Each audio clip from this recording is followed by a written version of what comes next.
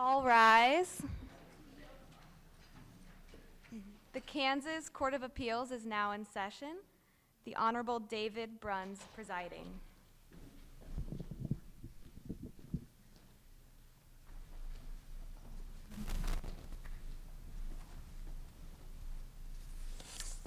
Please be seated.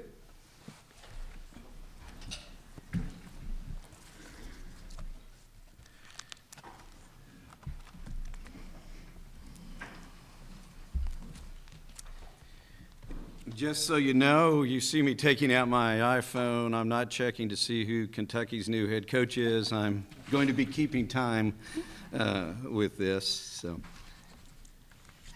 Well, welcome to our special docket here at Johnson County Community College. As Courtney said, my name is David Bruns, and it's my honor to be the presiding judge for this docket. And I've had the privilege of serving on the Kansas Court of Appeals since 2011. Prior to that, I was a district court judge in Shawnee County, and before that, I was in private practice. And it's my honor to be sitting with two esteemed colleagues this morning to hear these cases.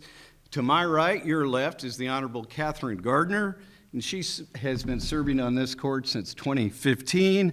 And prior to joining our court, she's done a lot of things. First of all, she came to us after being an attorney for the Honorable Sam Crow in the United States District Court.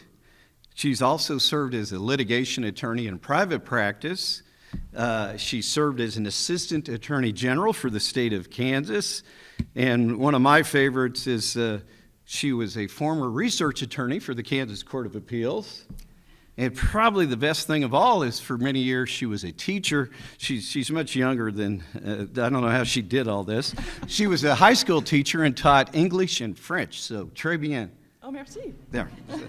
That's about all I know right there. Oh. And then on my left, your right, the Honorable Leslie Isherwood, who has served on our court since 2021. And prior to joining our court, she was the senior assistant district attorney in Sedgwick County. And I got to know Judge Isherwood in the capacity of all the attorneys here today, because when I first went on the court, she was arguing a lot of cases out of Sedgwick County to us. So it's great to be sitting with these two outstanding jurists. On behalf of our panel, I'd like to thank Johnson County Community College, all of the students, faculty members, and administration. And in particular, I'd like to thank Professor Gwenda Hawk, who is the chair of the Legal Studies program here at Johnson County Community College. And she worked with my office to make all the arrangements. So thank you, Gwenda. And on a personal note, I need to let you know it's a pleasure for me to know her entire family because I help coach her daughter's fourth grade basketball team. And her daughter goes to school with my granddaughter, and they have quite a good fourth grade basketball team, plays here in the Blue Valley Rec League. So in their house, I'm not known as Judge Bruns, but as Coach Bruns, or Coach Dave. Coach Dave, yeah, I'm Coach Dave. So for those who are not familiar with our court, usually I don't give this long of an introduction if the attorneys are wondering, when are we going to start? But for those students and faculty members or members of the public, if you don't know much about our court is an intermediate court of appeals, which means that we get the appeals, almost all the appeals, with a few exceptions, from 105 counties across Kansas. And I don't know the exact statistics from last year, because some of you probably have read we had a little security incident and our computer system was down for a few months, but we probably resolved by opinion about 1,000 cases last year. Usually we probably run about 1,300 cases, but I think last year was probably about 1,000. But regardless, I just want you to know we're a high volume court. All these appeals come, and the reality of it is that probably in excess of 95% of the appeals end at this level, but those who are dissatisfied with the opinions from our court, they do have a right to file a petition for review with the Kansas Supreme Court, and then the Kansas Supreme Court can decide whether they want to review the case or not. There's 14 judges on our court, but we usually sit like we are here today with a 3-judge panel. And this morning, we're going to be hearing 3 cases, and each of these cases come from the Johnson County District Court. And it's somewhat a unique docket because the first case will be a criminal case, second case will be a civil case, and the third case will be a family law case. So I think that will give you a good idea of the variety of the types of cases that we hear. Now, in addition to the 3 cases that are argued this morning, we will also be deciding at a later time 12 additional cases that are not argued. But on all the arguments, whether it's orally or written, each case they've submitted briefs, so we have all of the legal arguments down. And I say that also to the attorneys. You don't need to use your time wisely. You don't need to go through all the facts unless you want to, because we've read briefs, and also our research attorneys have prepared pre-hearing memos for us on the cases. So we are usually pretty familiar with the issues by the time we get here. Now, just to let you know how the oral arguments go, each side gets 15 minutes. The person bringing the appeal, the attorney representing that person, which we call the appellant, has the opportunity to save some of their time for rebuttal, as long as they tell us up front before they start arguing. And then the party that's defending the case, or the attorney representing that party, we call the appellee. So if you hear the terms appellant or appellee, that's what we're talking about. We usually will issue our opinions about 60 days after oral argument or when they're submitted. And those are published on the Kansas Judicial Branch website on Friday mornings. And, you know, unless there's computer glitches, that's what we usually try to do. All of our opinions are written, so you're able to read those. And so students, if anybody has assigned you cases to read, be looking for our opinions probably about 60 days from now. Some may come out a little sooner than that. Now, after the oral arguments, we're going to do something that's a little different, which is, because we do have a lot of students and faculty members and some members of the public here with us today, we will come around and we will talk to you, answer questions about the judicial branch, about the legal profession, about various topics of mutual interest. But I do want you to know that we cannot talk about the cases that are argued here this morning, because those are cases that will be submitted to us for decision, and so in fairness, we cannot talk about those cases. So just remember not to ask us questions about those. So with that, we'll go ahead and call our first case, which is State of Kansas versus Beth Merrill, case number 126-146. So if we could have the attorneys state your appearances for the record.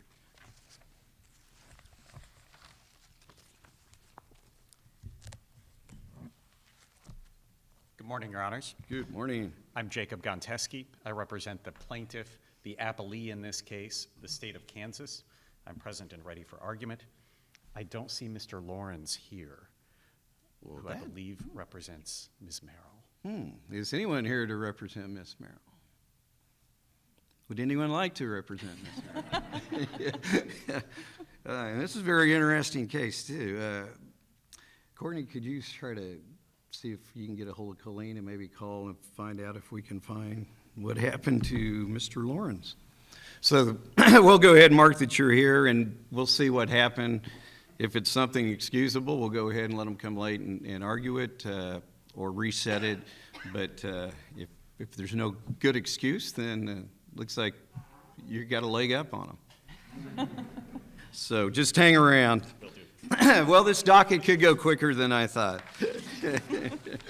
So hopefully everybody is ready for the next case, because the second case is Zaragoza, and I hope I didn't butcher that name too much, versus the Board of Commissioners of Johnson County. And if the attorneys could state their appearances for us.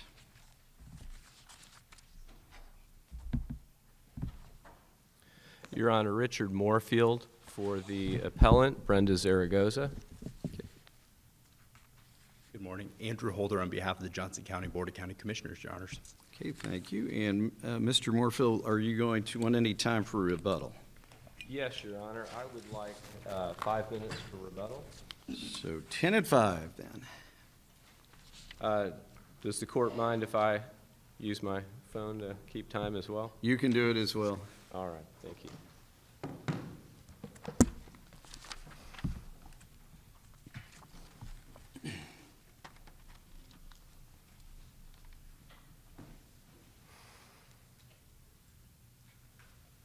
May it please the court?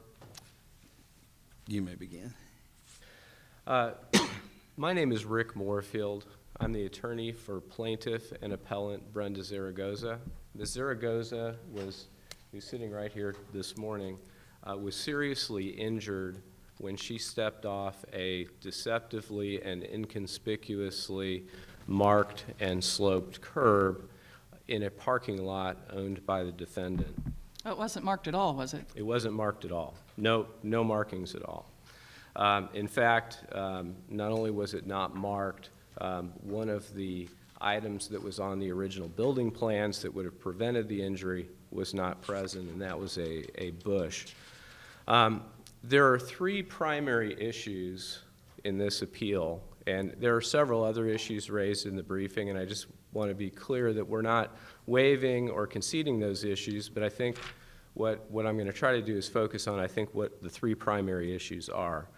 First, the defendant relied on the Kansas Tort Claims Act recreational immunity statute in this case, and they have the burden of proving that. So unlike, the typical situation, it's the defendant that's got the burden of proof, and they did not meet the burden of establishing that recreational use immunity. The second error on the part of the district court was that it extended that recreational use immunity to an adjacent parking lot. Now, there's no dispute in this case that the parking lot is not a recreational property, but the district court extended that immunity there. Before we go past that, do you agree that the library itself could be considered a recreational use facility? No, Your Honor, we don't. In fact, we think the district court correctly noted that the district court correctly decided that it was not going to find that the traditional library functions were recreational. The court said that it was a close call, and so that means that's a jury issue. The jury would evaluate that.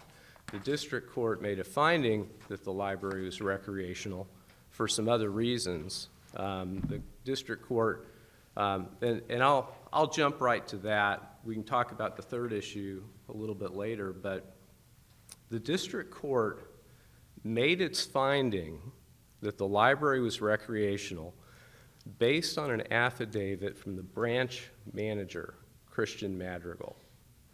Now, this affidavit, this Madrigal affidavit, had two problems. The first was it was provided after the close of discovery. The second problem is that this affidavit talked about alleged present-day uses of the library. It didn't say a word about uses or purposes of the library at the time Brenda Zaragoza suffered her injury. And But when it- you say, I'm sorry. Go ahead. When you say at the time, are you meaning contemporaneous with or just that general time frame? Contemporaneous with the fall or just the general time frame in which the fall? Oh, the general time frame, because what our position is that for the recreational use immunity to apply, we have to take a look at the statute. And the statute talks about a recreational use or purpose. But a post hoc recreational use or purpose will not retroactively provide a recreational use immunity. I mean, just a little bit of an example, if you took a city warehouse, not recreational at all, the city decides that it doesn't have use for the warehouse anymore, turns it into public indoor tennis courts. If somebody was injured in the warehouse when it was operating as a warehouse, the fact that a year later it became a public tennis court does not retroactively cause the recreational use immunity to apply. And so the defendant here has the burden of establishing that there's a recreational use or purpose of this library at or before the time Ms. Zaragoza suffered her injury. So is it your contention there were no recreational uses taking place at the library? Nothing that could be interpreted as such? There is no evidence in the record of any recreational use or purpose. That's what our Isn't it a fair reading of the affidavit that those activities at that point in time that he mentioned in his affidavit were in fact ongoing and continuing in nature, rather than that they just popped up or arose after she was injured? Well, I think it's a fair interpretation that this particular witness is swearing that those activities occurred today. But because this was a motion for summary judgment, the court has to resolve all inferences and make any assumptions in favor of the plaintiff, Brenda Zaragoza, not in favor of the defendant. And so the problem with the summary judgment ruling here is that we don't have any evidence of a recreational use or purpose at or before the time Brenda Zaragoza suffered her injury. What if we just look at what Ms. Zaragoza was doing at the library? Wasn't she checking out a Jungle Book movie? She was checking out materials, and I think just like a college library, or a school library or any other library, that's an educational purpose. The movie, checking out a movie is an education? Yes, it can be. It Well, can and be. is that your point, is that, I mean, I think it'd be we know that some people go to the library for fun, others go because they have to. Right. Because it's just an assignment. And is it your position then that that's a question of material fact that needs to be resolved before we get there? Because theoretically, at least looking at cases, it looks like from other jurisdictions, a library could be a recreational use facility depending on how it's being used. Well, it would depend on how it's being used, and that's really the problem that we have, is that it's a fact issue and there are no facts that have been provided in the record that would support a finding that there was a recreational use. And I want to remind the court, in one of the opinions that I cited in my brief, I believe it's the Poston opinion, there's a discussion about, or actually I think it's the Jackson versus Essien opinion, there's a discussion about a school gymnasium and how a gym class might be very enjoyable, but the purpose is educational. Now, you can have a basketball game in a gym class, and if they never open that gym up to the public for recreation, that is not a recreational use. It is not entitled to the recreational use immunity. The fact that those kids are having fun is not the purpose of what's going on, and that doesn't make it recreational. So education can be enjoyable. I enjoyed many aspects of my education, but it was educational, not recreational. Do you agree that Jackson defines the term recreational use for purposes of this Tort Claims Act exception very broadly? It does, but it also says in the Jackson opinion, it actually, in fact, the Jackson case talks about, it has I believe it offers a definition, and it says recreation is defined as a refreshment of the strength and spirits after toil, diversion, play.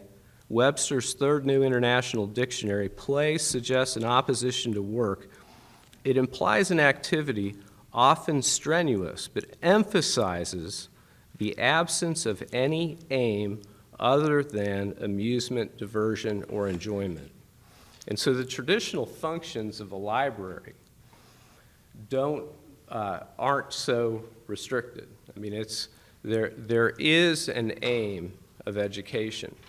And one of the things we looked at the district court level was the library's own website, where it characterized all of its activities, including the ones discussed by Mr. Madrigal, as educational.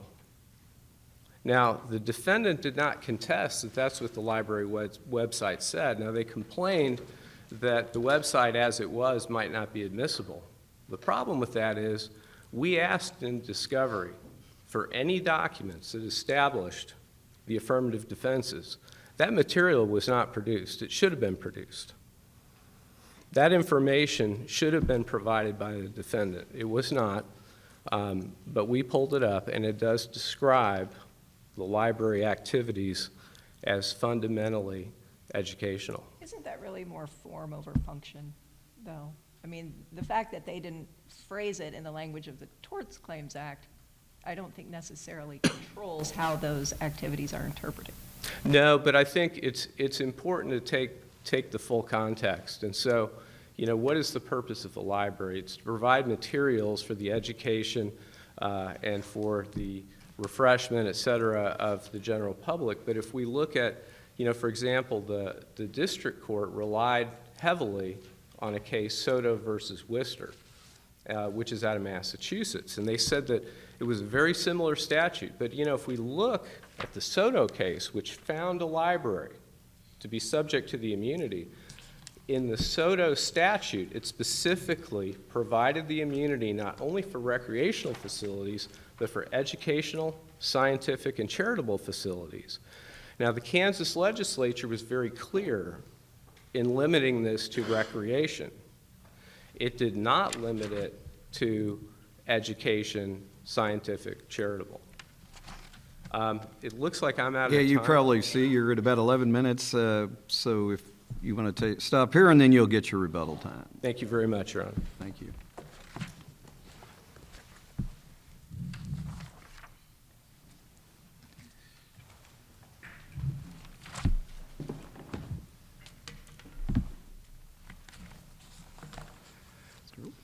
Good morning, Your Honors. May it please the court. Andrew Holder on behalf of the Johnson County Board of County Commissioners.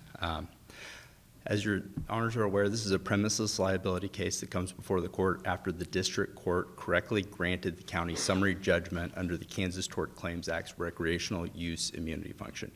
I want to jump in right off the get-go and talk about a point that was raised by counsel here, which is the suggestion that whether a library's core functions are recreational in nature presents a question of fact.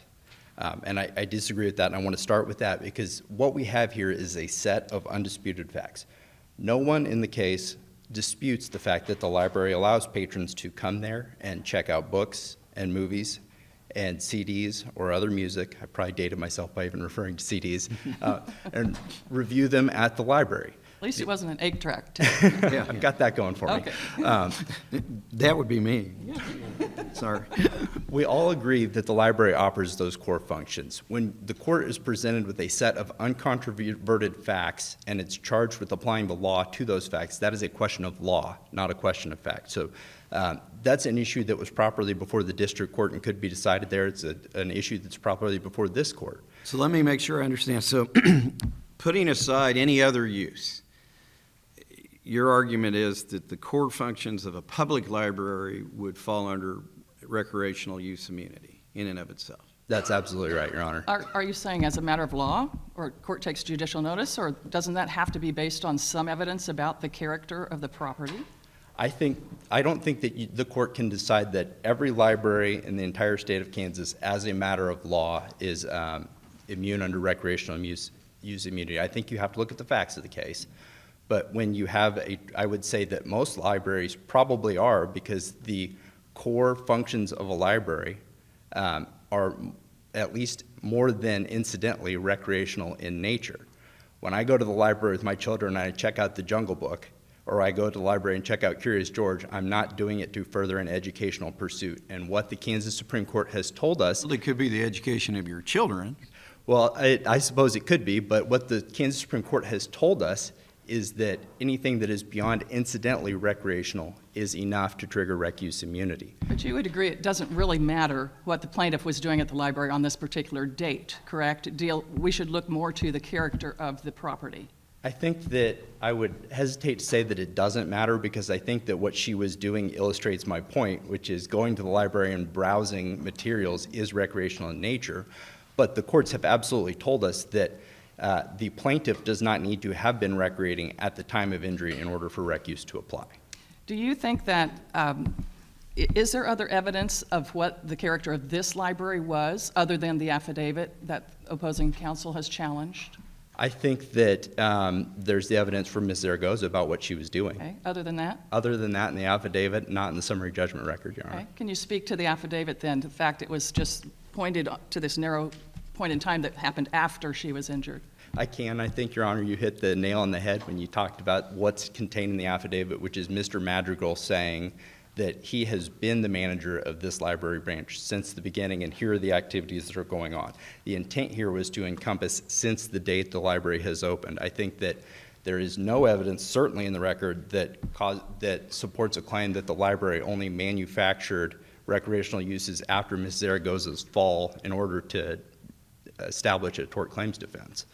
I think that certainly the intent here was to establish since the library has opened. There's no challenge that the core services have been going on there, and the intent was to establish other supplementary services. That's certainly the way the district court interpreted it, and I think that that was a reasonable interpretation, and it was certainly the intent behind it. Well, it might be a reasonable inference, but do you have any evidence to support your saying that was his intent? Do I have any evidence to support? I think that the document itself supports that. I think that that's a reasonable way to read his intent from the document. I think that's what the district court did. I want to shift gears a little bit because I think we've talked about the assorted recreational uses. The other part of this that I think merits some discussion is the fact that this was happening in a parking lot.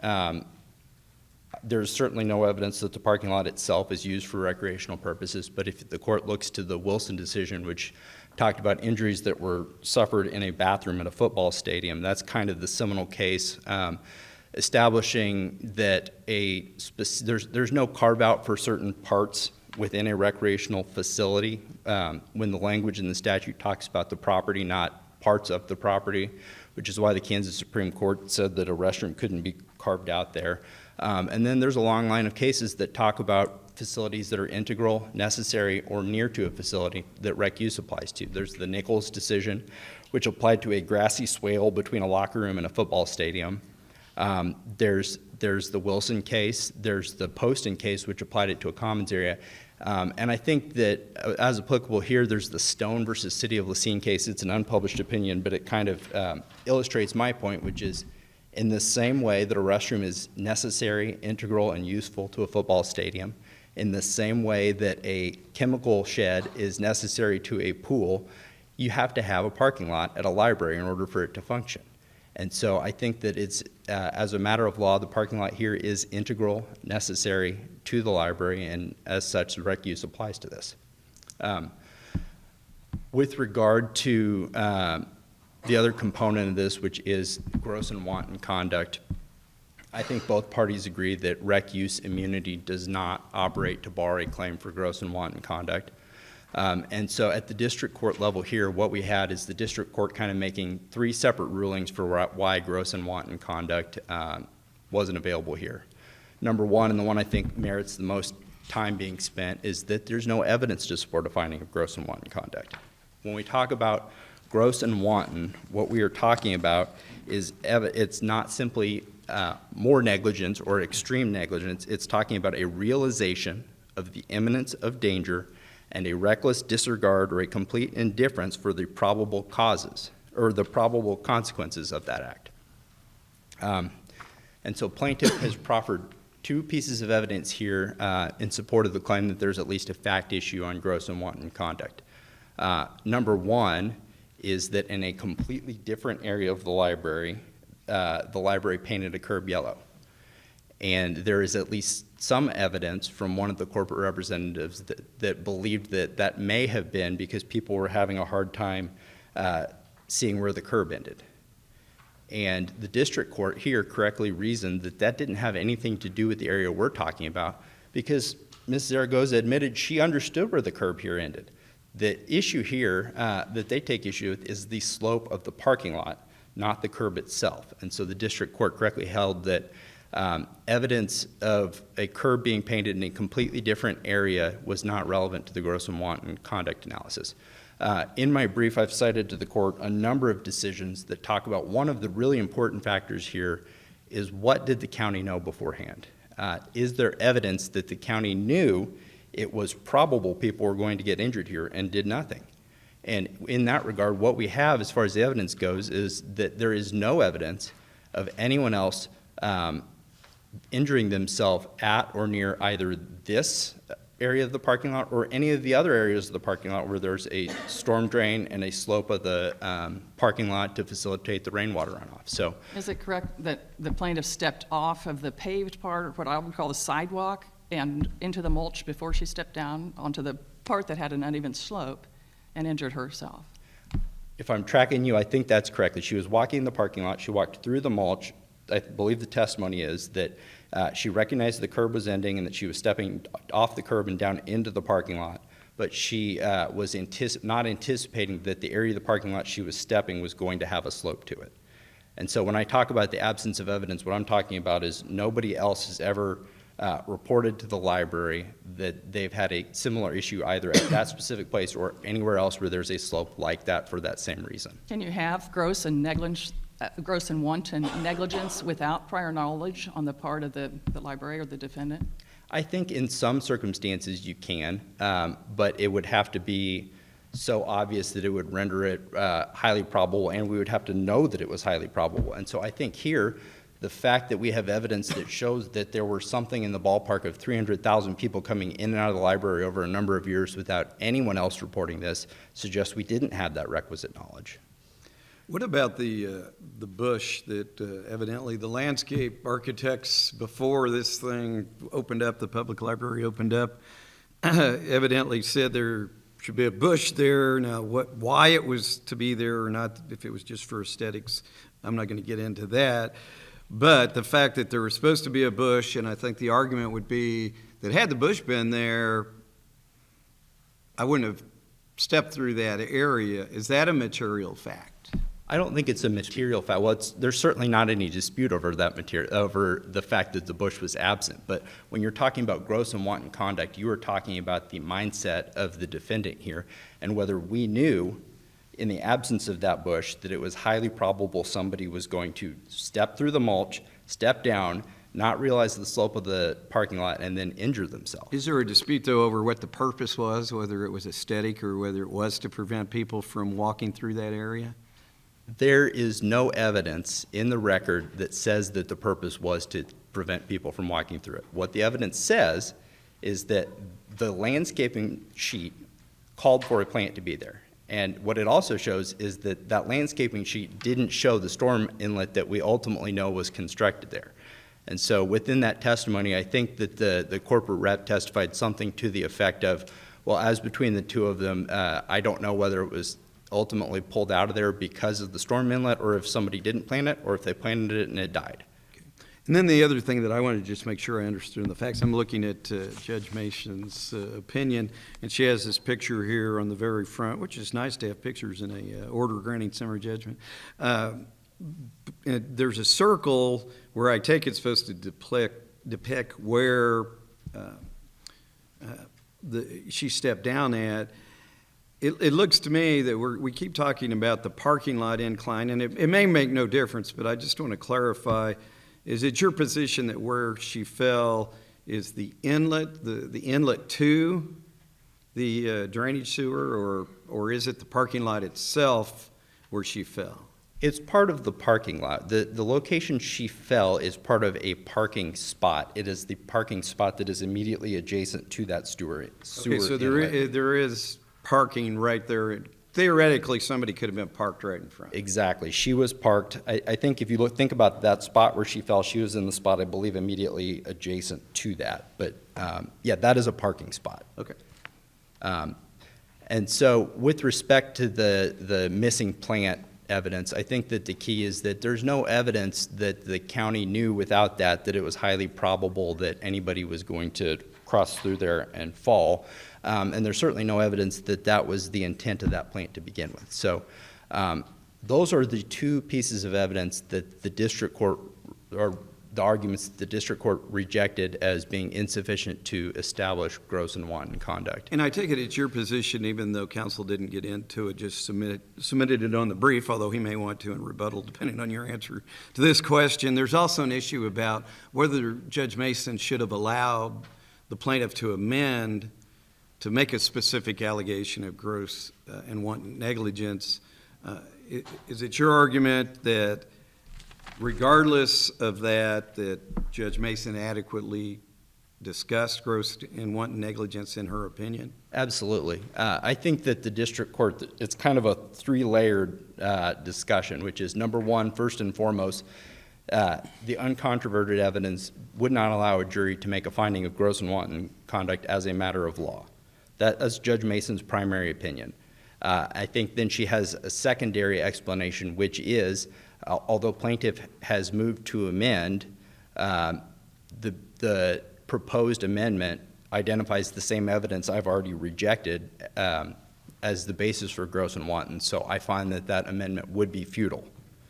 And then as a third matter, she found that because the proposed amendment was only made after the motion for summary judgment was filed and approximately 8 months after the case management order's deadline to do it, that it was also untimely. But that's kind of the third layer of the entire equation. I think first and foremost is the evidence does not support that finding.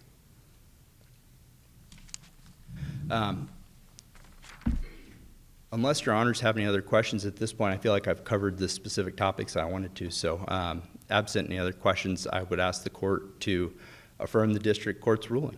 Thank you, your honors. Thank you, counsel. And rebuttal.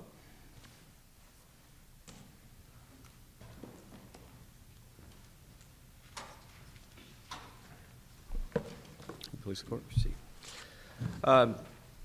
I'd like to address a couple of issues primarily in this rebuttal time. The first of the issues is the issue of the adjacent parking lot and whether or not it should qualify for recreational use immunity. I think there's an important distinction that the court needs to remember, and that is that in every case decided by the Court of Appeals or the Supreme Court where adjacent property was given recreational use immunity, there was a concurrent recreational use. But, finish your thought, please. I was going to say, why is that so important? Well, the reason it's important is because without knowing what the recreational use is, we can't know whether that adjacent property was integral to that use. And there's nothing in the factual record that would provide us with that information. And then, That answered my question. If you agreed that our test is this adjacent or not, is this property integral to a recreational specific recreational use. And in every one of those cases, that injured person was participating in a concurrent recreational use. The father that went to pick his son up at basketball practice and got hit in the head with a bracket, he was going there for a recreational purpose. Had he been going to that school for a student-teacher conference, walking through adjacent facility, that would not have been a recreational use immunity situation. And so we have to look at what the purpose is. But I want to address, because I think it's important, it sounds like it's important to the court, and defense counsel talked about it quite a bit, which is this issue of gross and wanton negligence. So we have to look on summary judgment at the facts in the light most favorable to the non-moving party, and that's Brenda Zaragoza. So here's what we know. Defendant's corporate representative admitted in her deposition, and by the way, she's the architect that approved the plans for the facility. She admitted that they had received complaints about the lack of contrast in the exterior concrete surfaces, creating a dangerous condition because pedestrians could not discern the elevation changes. But she didn't just admit they'd had complaints. She admitted that she had the same problem. She said, as I get older, I have the same problem. But that was with respect to curbs. Yes. And the issue here is the slope. The issue here is the curb. It's the same issue because we have a concrete sidewalk and there's no color differentiation. It makes it difficult not only to perceive elevation, but slope. And we have pictures in the record that show where Brenda Zaragoza fell. And coming from the direction that she came as she steps off, it's very difficult to see that slope. And also in the record, our expert, Claudia Assimian, who's a PhD architect and human factors expert, testified that this would be very difficult to see, and there needed to be a warning, and she identified yellow paint as a solution, the same solution that Georgia Sizemore, the corporate representative for the defendant, said the defendant decided to do to prevent that problem. But did she mean the yellow paint on the surface where the slope was, not on the curb? Right on the curb, because what the yellow paint does, and what Georgia Sizemore testified, is that that yellow paint draws the attention downwards so the person perceives that there's something that they have to be careful about. And that's in the record. And Claudia Simeon, whose information is also in the record, says the same thing. You need to draw the attention of the pedestrian down to the danger. And so what we have, and this is one of the things where I think the district court made the most serious error, because on the one hand, the district court said, this parking lot is obviously integral to the recreational use. But then when it came time to talk about, well, why weren't the curbs painted in the parking lot? She said, oh, the parking lot's too factually distinct. Well, it can't be integral and factually distinct. She further based it on the fact that she said it was a low-traffic area, and yet if you look at the record, there's nothing in the record about the amount of traffic on the front curbs or in the parking lot, nothing at all. Now, we know that the defendant painted the curbs bright yellow near the library to mitigate the hazard. Georgia Sizemore further indicated that the elevation and the slope where Brenda Zaragoza fell might not be conspicuous. Exact same problem. She can't explain why they didn't paint that curb just a few yards away. And if you look at the pictures that are in the record, there's one of the pictures that's facing from the parking lot towards the building. Those curbs around the building, those are the ones I'm talking about that they painted before Brenda was injured. But they ignored the curbs that were out there in this parking lot they claim is integral. But your client admitted she knew there was a curb there, correct? Yes, she did know there was a curb, but see, this is the problem. Knowing there's a curb is not enough. The people that were complaining about this problem were complaining because there was so little color differentiation, they weren't able to discern that there was a step. And with that yellow paint, they now look down and they realize that there's a danger there. You probably know this, but you're over your 5 minutes, so you might want to wrap this up. Okay. And I do have a question. Yeah, and I do not want to interrupt her question, so let her ask her question. You can take whatever time you need to answer her question. I am just wondering what the best case is you have to help us look at and say, yes, this is gross and wanton negligence. What's the closest factual case you can give us? Certainly. I think the Gruen case. That's the case where the city of Overland Park had a golf course. There was a hole out in the fairway. They were aware of the hole, and so they took chalk and they made a chalk line around the hole to warn people so they wouldn't step in.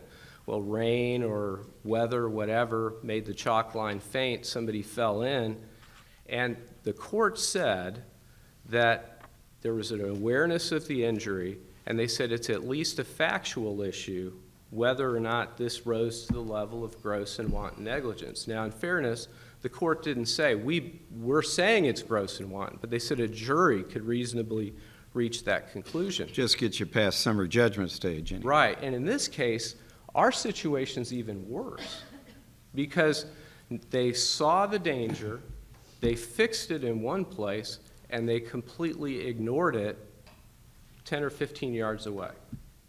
And that resulted in Brenda Zaragoza's injury. And so if it would please the court, we would request this case that the summary judgment be reversed and this case be remanded to the district court.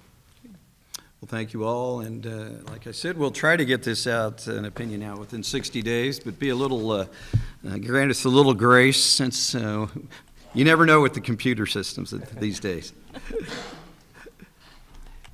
Courtney, you want to come up here a second?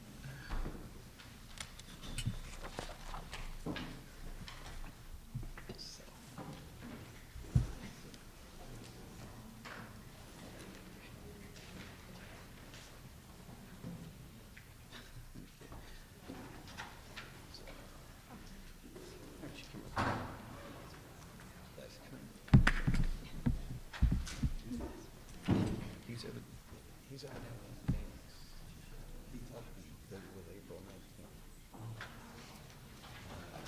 We'll have to decide. Do you want oral argument? We just submit it on the briefs. I'm going to give you that option I'm since fine. you're here. I'm fine either way. I did not request argument. I'm prepared for argument. So if the court wants to hear argument, I'm available to do it. Well, we'll talk about it and see whether we need argument. We may just submit it on the briefs. Understood. Because if not, we'd probably just set it by a Zoom argument or something. Understood. And I'm available to the court. But if you really want oral argument. I don't. You don't really, okay. I'm prepared to. So you're excused. Okay. And in the event that the court has questions about the cases, welcome oral argument to resolve it. I would have answered the question that I asked you. I would have said, well, it depends which way you're going to rule. Which way are you leaning? Yeah, which way you lean? Okay, well, you're free to go or to stay or whatever you want to do. Okay, we'll let you know. Okay, we'll go back into session now, just to let you know what we were talking about, which is somewhat unusual, but you have to be flexible in any position you're ever in, and we had to be flexible. Evidently, one of the attorneys in the first case got the date wrong, which I would say is it's always good to get the correct date, especially if you're going to go to court, because in these cases, you don't end up going to jail because you didn't show up for an oral argument, at least usually you wouldn't, but if you fail to show up in district court, the first thing they'll do is issue what's called a bench warrant, which means the sheriff will be out looking for you to take you to the jail, and that's never a good thing. So we will not be hearing the arguments in that case, but that will give us more time to talk to you. So we'll move on to our what would have been our third case, our second case, which is in the matter of the marriage of Irina and Leonard, and I'm really going to butcher this, Raja? Rapage. Raj? Rapage. Rapage, okay. Is it French? You at least know how to pronounce it. I don't. Would you please state your appearances for the record? May it please the court, Your Honor. Todd Luckman appearing on behalf of the appellant Leonard Rapage. Okay.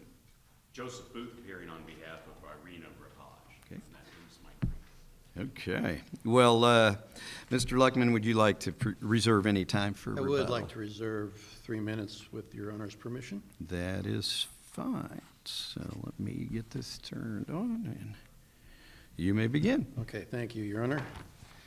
Well, I know you said not to discuss, we didn't need to discuss the facts of the case for the students, but I believe there probably is some context for their benefit. In this case, divorces are always challenging, and then there's the addition of valuing a gentleman's sports cabaret in a viral pandemic in a divorce, and that's what part of the reason why we're here. Is that a recreational facility? No, I'm just teasing. Yes, I understand, Your Honor. Certainly not educational. Well, it could be educational. but Yes. We won't count that against your time. Okay, thank you, Your Honor. I think what I'd like to start off with is talk about the basic concepts of what the Kirk line of cases establishes and what it's trying to get at, which is the fact that contracts are things, obviously, that the court deals with, but divorces are different. And these are agreements that we're talking about here. These are treated somewhat as quasi-contracts, but they're really not at the end of the day. And that's what Kirk and the cases it cites and Sweeney all talk about at the end of the day, which is that there's an additional thing that goes on here. The parties present a contract to the court. And in a normal contract or settlement agreement situation, the court has very little desire or need to go into the details to see if the parties got a good deal or not. I mean, if you make a bad contract, unless you're a consumer, the court really doesn't have a role in changing that to your benefit for your business. If you have a settlement agreement and you leave a lot of money on the table in the process of settling a court case, the judge isn't going to come in and say, oh, that's wrong, you shouldn't do that. They let them make the basis of their own bargain. Because isn't the presumption that both parties have equal bargaining power? Well, I think yes, and whether or not that's true or not is always an interesting question, but yes. And the law does not protect people in those situations where you're at arm's length, and they're truly arm's length transactions. Now, when you step into the divorce case, it is understood, I think, inherently and as a matter of the statute, that these are fraught situations with emotions running high and emotional situations where people can be taken advantage of. Now, in this case, just for my sake and for anybody listening, the parties in this case were both represented by very experienced family law attorneys, it seems like. I mean, Don Hoffman, I Yes. think, Yes, Your represented Honor. one side, and then Ann Burke-Miller represented the other side. Yeah, yes. So here, at least attorney-wise, it seemed like there was equal bargaining power. I mean, are you disputing that, or? I'm not disputing at all the attempts of counsel to manage a very difficult situation, but I think I think they were running into a problem here. Well, they were probably running in more to a client control issue as opposed to a knowledge issue about the two attorneys. It seems like they knew exactly what they were doing as they exchanged these letters and emails. Well- But perhaps their clients didn't necessarily then agree. Well, I disagree, Your Honor. The focus shouldn't be on the fact that these parties were forging an agreement by letter. I think the focus of this examination is on the court's decision and its need to have a fact established that no one wanted to fight about, but was hanging over this thing and dogging them in every step of the way, which is the value of the business. How do we, what is our standard of review? Because Kirk tells us it's abuse of discretion. Guthrie Craig tells us it's substantial competent evidence. So how can you guide us on the exact lens we're supposed to be using? Well, in this instance, Your Honor, I've argued, and you can obviously take that as being an advocate for the position that this is, firstly, a legal interpretation that should be decided by Your Honors based upon a de novo standard because you're interpreting a statute. Now, I understand there's also discussion of abuse of discretion in the sense that Kirk does use that standard. And I think in any case, I think there's factors that would argue for abuse of discretion even if that were the standard. But my position is that you've got to first get to this point of there was a fundamental error on the part of the district court in not addressing the fairness, justice, and equity of the settlement agreement by going back and figuring out the whole in all of this was the value that people were putting on a business. And that was what I was discussing, was the fact that there were a lot of motions in practice with these able attorneys over a long period of time where they fought over the things that you would normally fight over, like maintenance and similar, and attorney's fees and payments. And all those factors, you know, when maintenance comes up, it's about how much are you earning, right? And it is established that the sole real source of income for these parties was this bar. So you come right to the fact. How much is the bar making a month, a year? We're in a pandemic. Okay, how does that affect things? And what you get if you go down those facts in some detail is that the petitioner's expert said basically that the tax returns are unreliable, that it's a cash business that nobody can track. The tax returns are pretty grim, he said, and it's just undetectable cash flow. And our CPA says this completely, you know, all the tax returns completely blow out of proportion their earnings.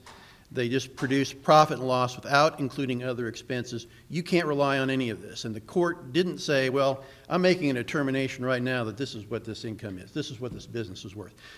The judge said, we're going to a special master. Appropriate choice. Let's go to a special master. Have the special master value it. Good idea.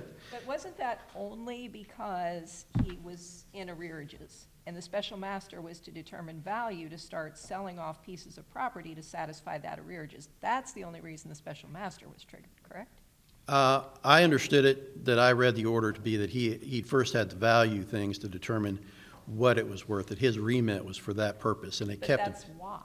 That's why he was establishing value, was in order to sell off this property to satisfy the arrearages. Yes, and I assume that would have been the ultimate case if there wasn't a resolution, that he would have been forced at that point to liquidate these assets to pay his arrearage.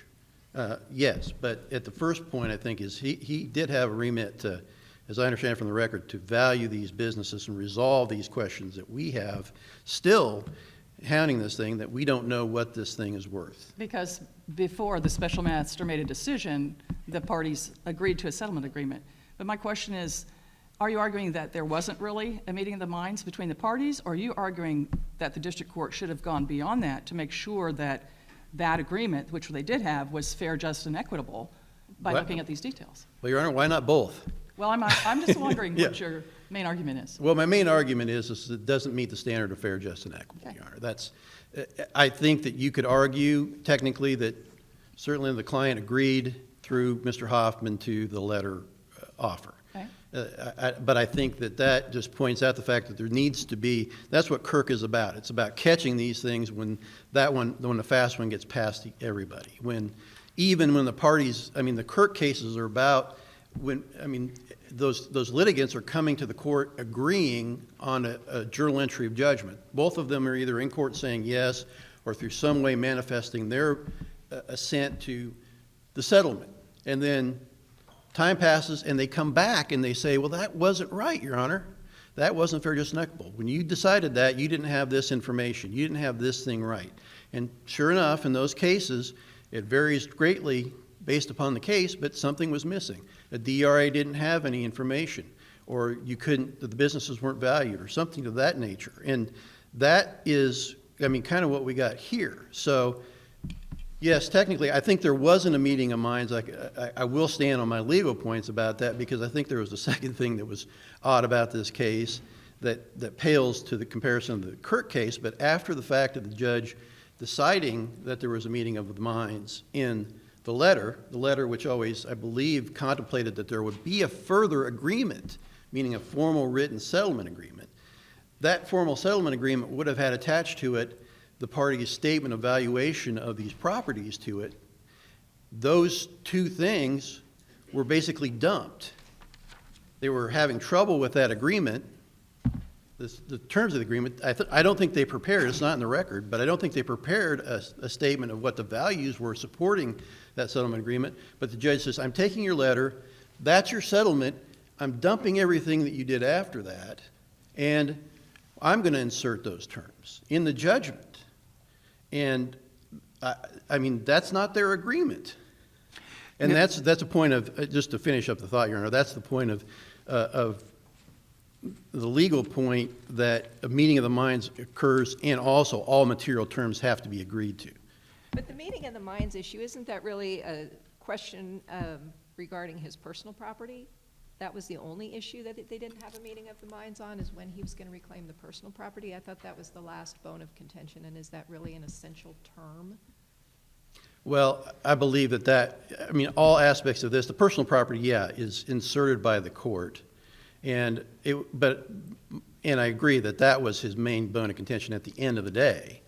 Again, the separation here is that I still maintain the Kirk standard separately, but this could be ultimately worked through if the court had done all this stuff. I have a difficulty with the concept that the court imposes its own substantive decision about what's going to happen in the case when it's in the track of, well, you guys have settled it and agreed to everything. But they had settled and agreed to everything other than this exchange of the personal property. And I think it's a material term, Your Honor.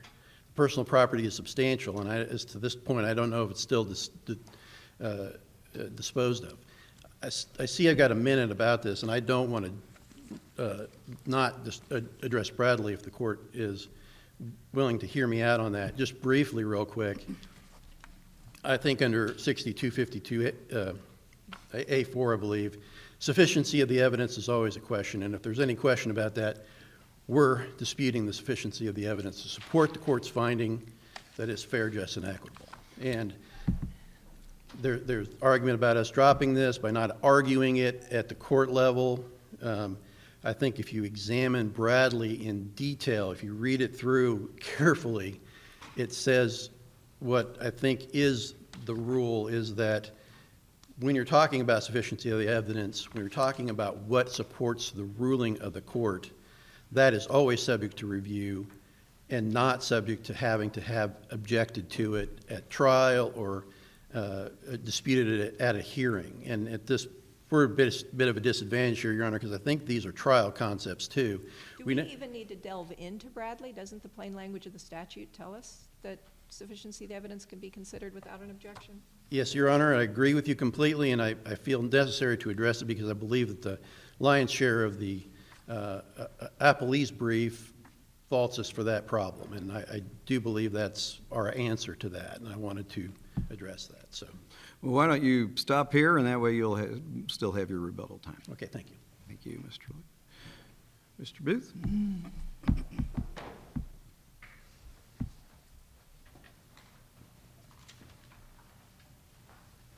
I hate to do this to you, but I'm going to ask you a question right out of the box here before you even get warmed up, although I'm sure you would have addressed it anyway. Let's talk about standard of review, because I do think that makes a big difference in a lot of appellate cases, but in this one in particular. So let's assume there was an agreement. At that point, it's kind of like a plea agreement in a criminal case. The court still has to approve it. And the way I understand, and I went on the trial court bench right about the time that Kirk came in. I always thought, and the two of you appeared in front of me several times, I always thought that the duty upon the court at that point was to scrutinize the agreement and to then determine fair, just, and equitable, or whatever, just, reasonable, depending on which standard you're using, and that's really a mixed standard of review. So whether you're following the statute, whether the district court judge has reviewed the settlement agreement, the property, the assets, the liabilities, that's a question of law, whether they did that. How they do it then would become a question of fact, substantial competent evidence. We don't reweigh that evidence. Is that your position on the standard of review, or what is our standard of review in this case?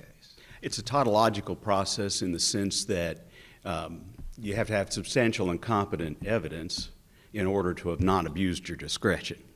And so they overlay on each other. So it's a mixed question. So you've got a legal question, but that's what's the statute follow. Right. Once it's followed, then it becomes abuse of discretion and substantial competent evidence. Yeah, and at its outset, when this came up in Kirk, it was set out as a abuse of discretion standard, meaning that if the court's discretion is not going to be overturned by this body, if any reasonable person could think that they could have cobbled together a feeling that it was valid, which was the argument about whether we have an agreement or not, fair and equitable. And so when you have those components, and we have it especially here in spades in the sense that the court was very familiar with the family, with the case, and had heard sophisticated arguments about the nature and extent from not only the two experts, financial experts, Mr. Swisher and Mr. Quirin, I believe is the way it's pronounced. But you also have to remember that both parties were intimately involved in the business. My client was involved in the bookkeeping and backstore, so to speak, portion, and Mr. Rapage was involved in the general management of it. But the main dispute is not about the value of the business, is it? It's No. about personal property. No, there's several red herrings in that whole mix. The personal property issue resolves itself. They complain that they want personal property. First of all, there's no mention of it. He didn't bargain for, so if we had just a bare reading of the original set of correspondence back and forth, it had several clarification points. It appears that personal property would have been left in place. You know, whatever was in the Johnson County house would be there, the Topeka house would be there. And then he raised the issue in oral arguments. Irina conceded, said that's fine, and then they turned around and distributed the personal property. So you see that in the record as you go through. So he raised a concern.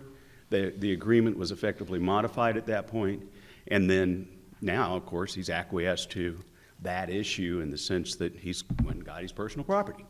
The personal property was always a little bit in flux. His DRA said he had a pistol and a shotgun or something like that, just articulated two individuals. And then by the time we get to the trial, some 3 years later, he's got this massively important gun collection. So whatever they were doing there, That was not something that rose to a point of importance during the bargaining of trying to settle the case. Irina had made the offer. It expired under the terms of the offer. 9 months later, roughly, she gets $50,000 as an award for attorney fees and expert fees. He takes exactly the same offer and hands it back to her. So while we had discussion, a meeting of the minds, you can't have a clearer meeting of the minds.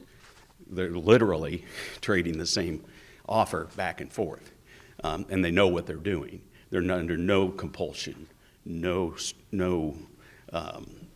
undue influence in any way. The closest hint at that was Mr.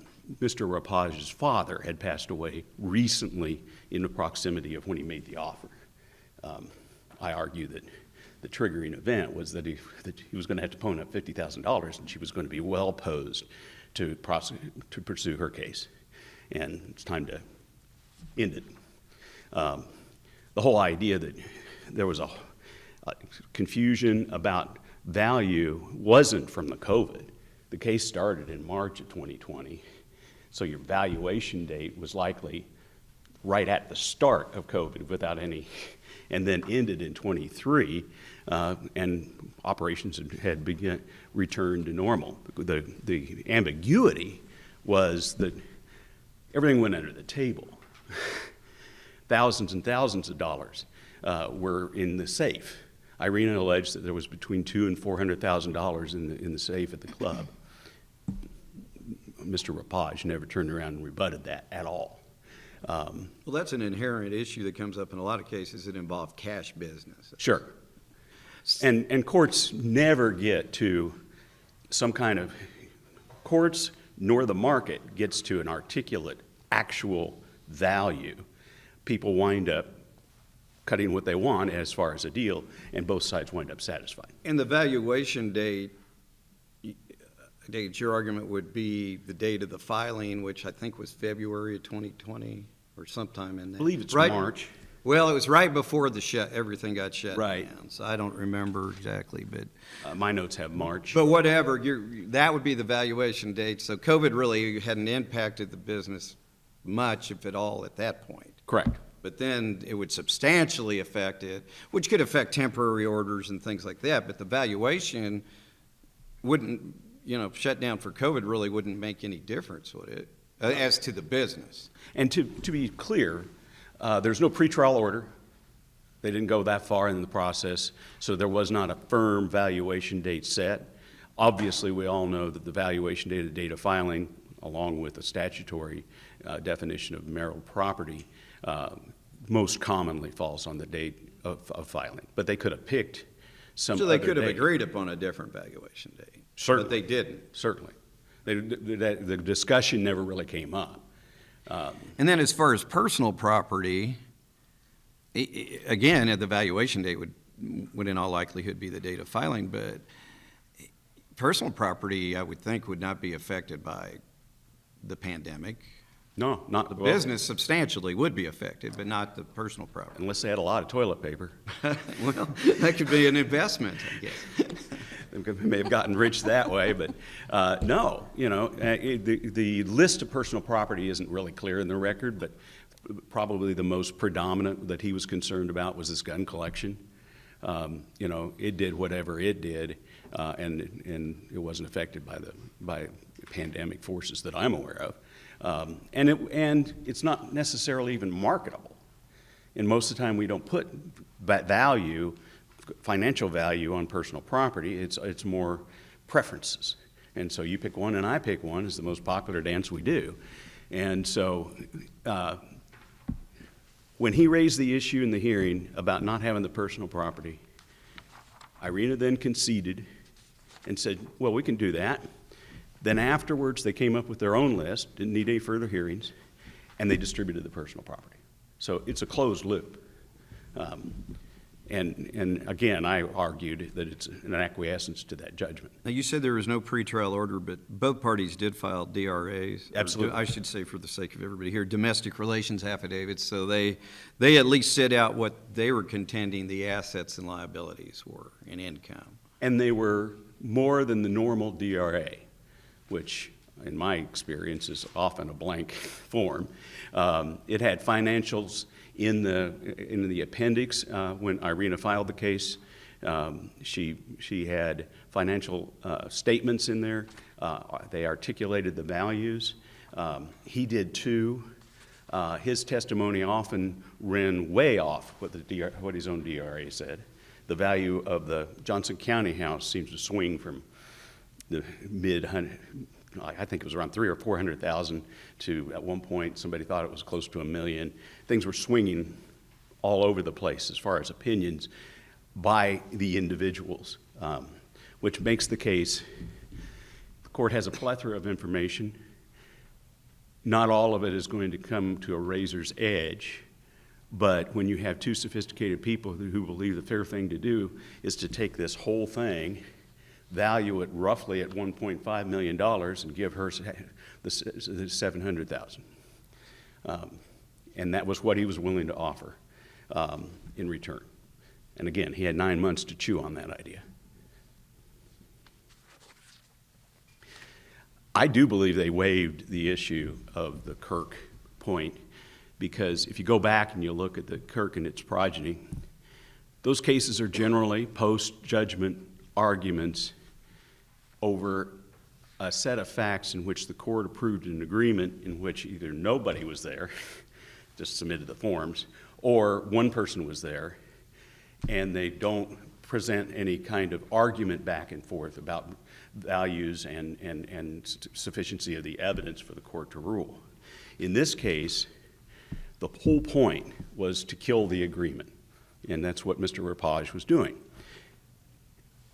He needed to be able to argue, look, Your Honor, you don't even have enough information to approve this. This is how far off we are. And he never did.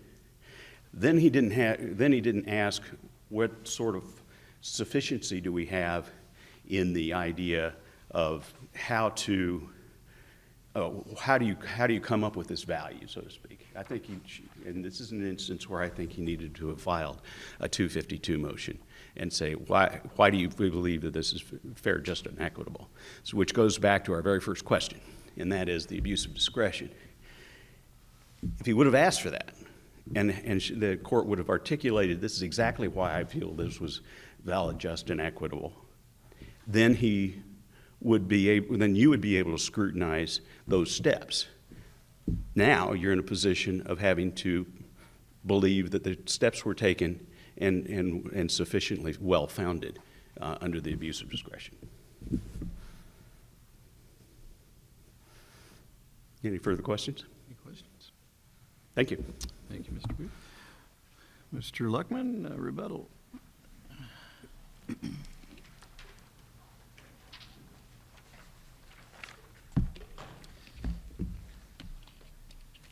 Well, Your Honor, to start with a disagreement about what the domestic relations affidavits say, all I can say is look at them. They're substandard. They are unrevealing.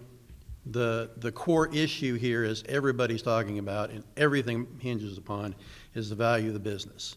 And what did they use as the valuation date on that? I don't know that there was ever a valuation officially stated or ruled upon or decided upon. If it isn't, wouldn't the fallback be the date of filing? Well, I would agree the date of filing is probably a good point to start with, and I don't think there's any reason that why you would have varied from that, but that just begs the question of why wasn't anybody valuing it that way too? Because nobody even sets on a date or sets the parameters for how we're going to value this. Are we going to value it based on income? Are we going to value on real estate value? I mean, these are assets that are on land in Topeka. None of the DRAs even list the county valuation of these properties. I mean, that's the point of Kirk. It's on the record. What is the court looking at on the record? Now, you can pick up and cull from the statements and the pleadings, and like I think that the appellee has done, is these areas of stray voltage where somebody said, well, he has $200,000 in his safe. Oh, well, this is this, that, and the other thing. Well, these are not facts that are proven and established in accordance with court rules about a contested issue or a disputed issue that a judge relies on as evidence.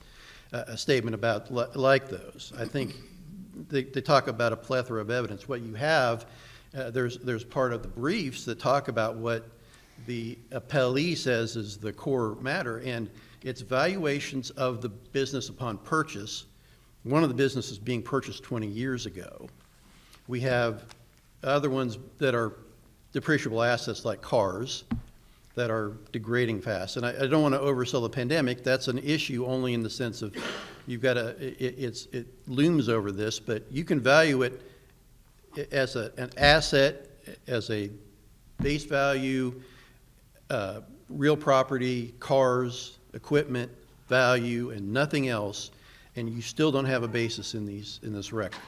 And the income information established that was attached by the appellee to substantiate her claim of maintenance was, yes, profit and loss statements that we have evidence of the fact that the CPA on our side said those aren't reliable. She's left out a bunch of expenses that should have been included, and the income is actually lower. Now, that's a lot of back and forth, but it's there in the record. And I think if you look at just with a direct eye towards what the DRA said and think about what a judge would be looking at those DRAs, you can't see the plethora of evidence that seems to be manifested for the appellee. Doesn't that make your opposing counsel's point that you should have brought that to the judge's attention at that time? Well, I think the question being also is that we're not in a trial, Your Honor. This wasn't a trial on the merits. This was a trial on a settlement agreement. We're saying we don't have a settlement agreement, Your Honor. That's what the hearing was about at the end of the day. If we had a full disclosure trial and everything, then yeah, I think that's a good point. And it's a good point as far as the judge is making an error. The judge is saying, I think you have this gun that's very valuable, Mr. Rapaj. And Mr. Rapaj says, no, here's where I sold it. He has to point that out. Judge, you said I have this gun. I don't. I have this slip that I sold it.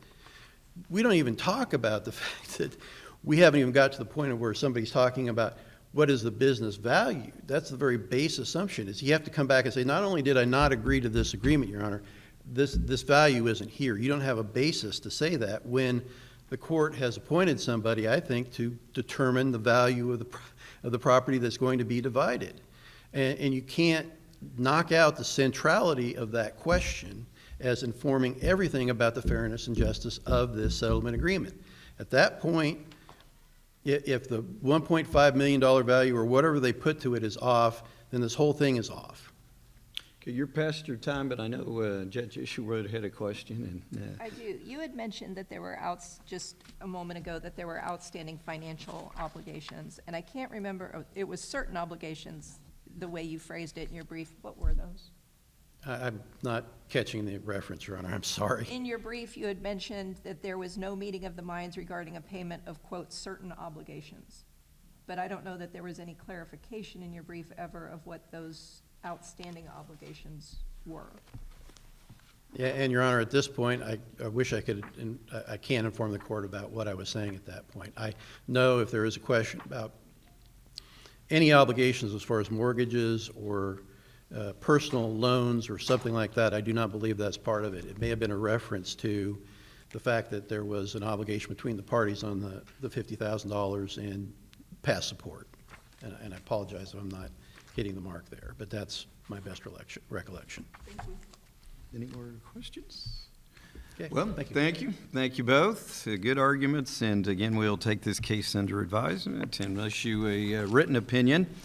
With that, we'll officially adjourn the court. And what we're going to do is hopefully you'll stick around. If you need to leave, that's fine. But we'll come around and like to talk to you and answer any questions you have, as I said, about the court, about the judicial branch, about legal profession, anything like that, but not about these specific cases. All right, thank you very much. If you have some questions, go ahead and get ready to ask those. I will walk around with a microphone so that you can ask them into the microphone so that our audience can hear them better. So does anybody have any questions for the judges? We've got a couple over there. I'll head that direction. Oh, wow, we have all. They're ready. They've been waiting. Well, good. We like that. All right, go ahead and ask your question. Good morning, Your Honor. How are you doing? I'm doing really well, but having one case where they didn't show up, that kind of irritated me. But I got over it. Heat of the moment, I got over it quickly. Yes, sir. If I may ask, as we've seen in the past, 4 to 5 years, we've seen multiple divorces happening. What are some the primary reasons as to why so many have filed for divorce in the past 4 to 5 years? I don't know that I know a legal answer to that, and anything we answer here is we're not answering in our official capacity.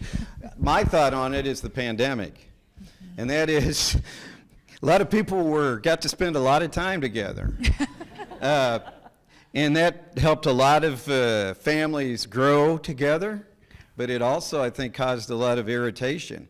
And then the other thing, and this is, as counsel know, when I was on the Shawnee County District Court bench, I did family law cases for my first 5 years. And really the number one problem you would see is often financial problems. And of course, a lot of us went through financial difficulties during COVID, which is why we had all the different programs and things in place to try to supplement incomes. But if you have bills stacking up, you're irritated anyway. I think that is. I mean, and then you can get into moral issues and things that I'm not going to. I'll yield to your religious advisor on that. But I mean, practically, I think the pandemic and financial issues, when all those things come together, that puts a lot of strain on families. I'll give you a more philosophical addition to that, because I do think that practically that is correct. But if you look at it from a broad-based societal thing, when I was first starting practicing law, there had to be some fault base to a divorce.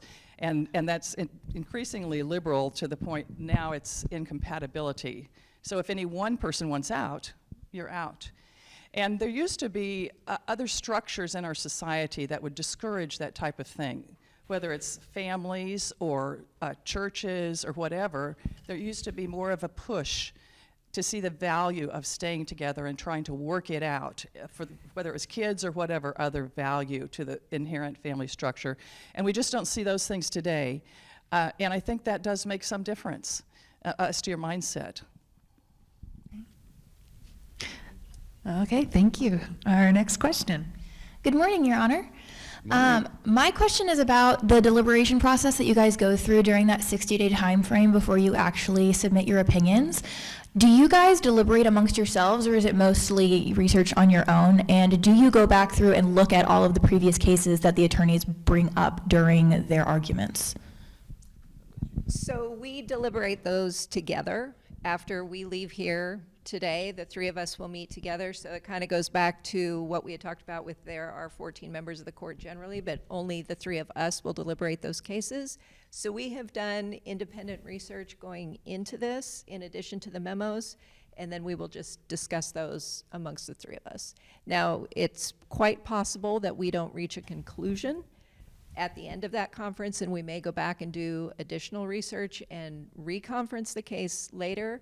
But generally, the first step is to conference immediately after the argument amongst us. And this might be a good time to introduce our research attorneys. I have one of my research attorneys. If you'd stand up, this is Courtney Kroger, who has been with me for a couple years. She will soon be in private practice of law. So in any event, she and I have another research attorney. Each of us have 2 research attorneys, and they provide us with pre-hearing memos. I'm old school, so I still do paper, so it looks something like this, and the highlighter shows I either read it or I like the color, one or the other. But we have that, and then, of course, in all the cases, we have the briefs submitted by the parties, so we have all that information. And then often you ask the question about, do you go back and look at all these cases? They definitely do in a pre-hearing memo, and then the ones that we feel are really material to the issues in the case. For example, they talked about the Kirk case, and that, which is a very famous divorce case that sets the legal standard on what a district court needs to do. That's the type of case we definitely will go back and look at. So, but you want to introduce your research attorney? Well, mine are not here. We each have you don't 2 have any. research attorneys, and oftentimes they are right out of law school. We hire them for 2 or more years, and they are wonderful assets to us because coming out of law school, they know every area of the law, oil and gas, divorce, traffic, criminal, whatever, which is exactly what we do every day. So they're very valuable to us. I don't think I could do my job well as if I didn't have research attorneys, because we have a large number of cases that we handle throughout the year.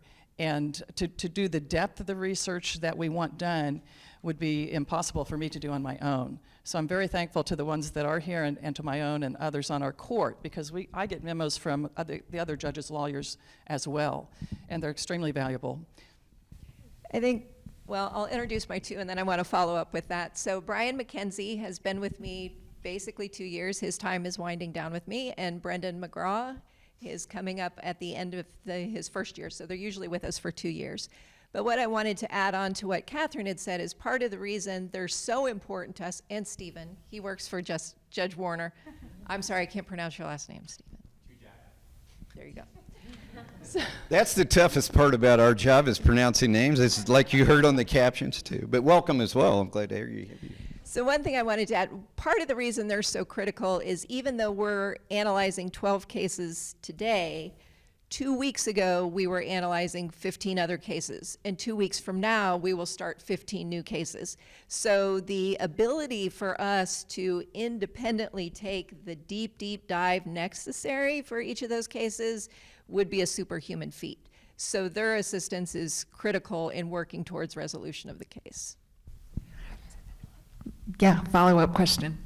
How much time are you generally given before a case comes before you to do the research? Is there a standard, or does it depend on the type of case? How is that time frame worked out?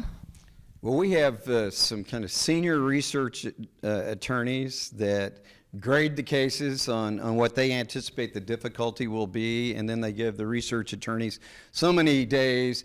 Now, sometimes they may grade one as being a relatively straightforward case, and it turns out to be more complex, or vice versa. But usually it's fairly accurate. So as Judge Isherwood said, we have probably about a 30-day time frame in there, but it's an overlap. So the research attorneys, they're already working on next month's cases for us. As we prepare opinions and ask them to edit the opinions for this case, they have to kind of juggle, but they're already doing that. And then we usually get the pre-hearing memos about, is it now, 10 days? Mm-hmm. 10 days before the oral arguments, but we have the briefs, like for next month already. Now, I have not, I'll just glance at them, but then after we've kind of decided what we're going to do with these cases, I'll go ahead and read those briefs. So when I get the pre-hearing memo, I at least have a feel for the case. And something else I do, and I don't know if everybody does, is if the district court judge took the time to write a written opinion, and district courts are, of course, our trial courts, so they don't always write written opinions like we do, or at least not real long ones. I make a point of reading those because I figure that's the most neutral, impartial view of the case we're going to have, because the attorneys, and rightfully so, they have an obligation to be what's called zealous advocates for their clients, and so they're going to put their spin on it, and I can't blame them. That's their job. The district court, at least you got to give them the benefit of the doubt that they're trying to look at it from a neutral perspective. They may be wrong, but they're doing their best to view it neutrally. If you didn't notice, that was spoken as one who used to be a trial court judge. So I like those folks. Very true. Folks. They're down in the emergency room of the law. I'm going to follow up that too, if I could. So clearly you have put a lot of trust in your research attorneys. You're hiring them right out of law school. How do you establish that level of trust, and how do you select them? I am always looking for someone that I get along with well, that I can relate to in an interview. Maybe we have something in common, or they're personable, they're interesting. But I'm looking for someone who's a good writer. And it's hard to know if they can write quickly, but that's also important in our job and in their job, because you don't have the luxury of time. Every month you're going to get a new batch of cases, and it just doesn't end every month, except for December. The court takes a month off to catch up for the year. But I think the ability to write well and to think clearly are two of the most valuable assets, with my highest priority being on a good writer. Mine's similar as well. In our chambers, I mean, like I said, we have 2 research attorneys, and then we share a judicial assistant with someone. So you have a small office, so you have to have people that can be collegial and get along with each other. And as far as judges, that's very important on a court like ours, where you've got 14 judges, high volume, and you're sitting with different judges in 3-judge panels. You got to have collegiality, so that's very important. But the skills that you need, in particular, the ability to write.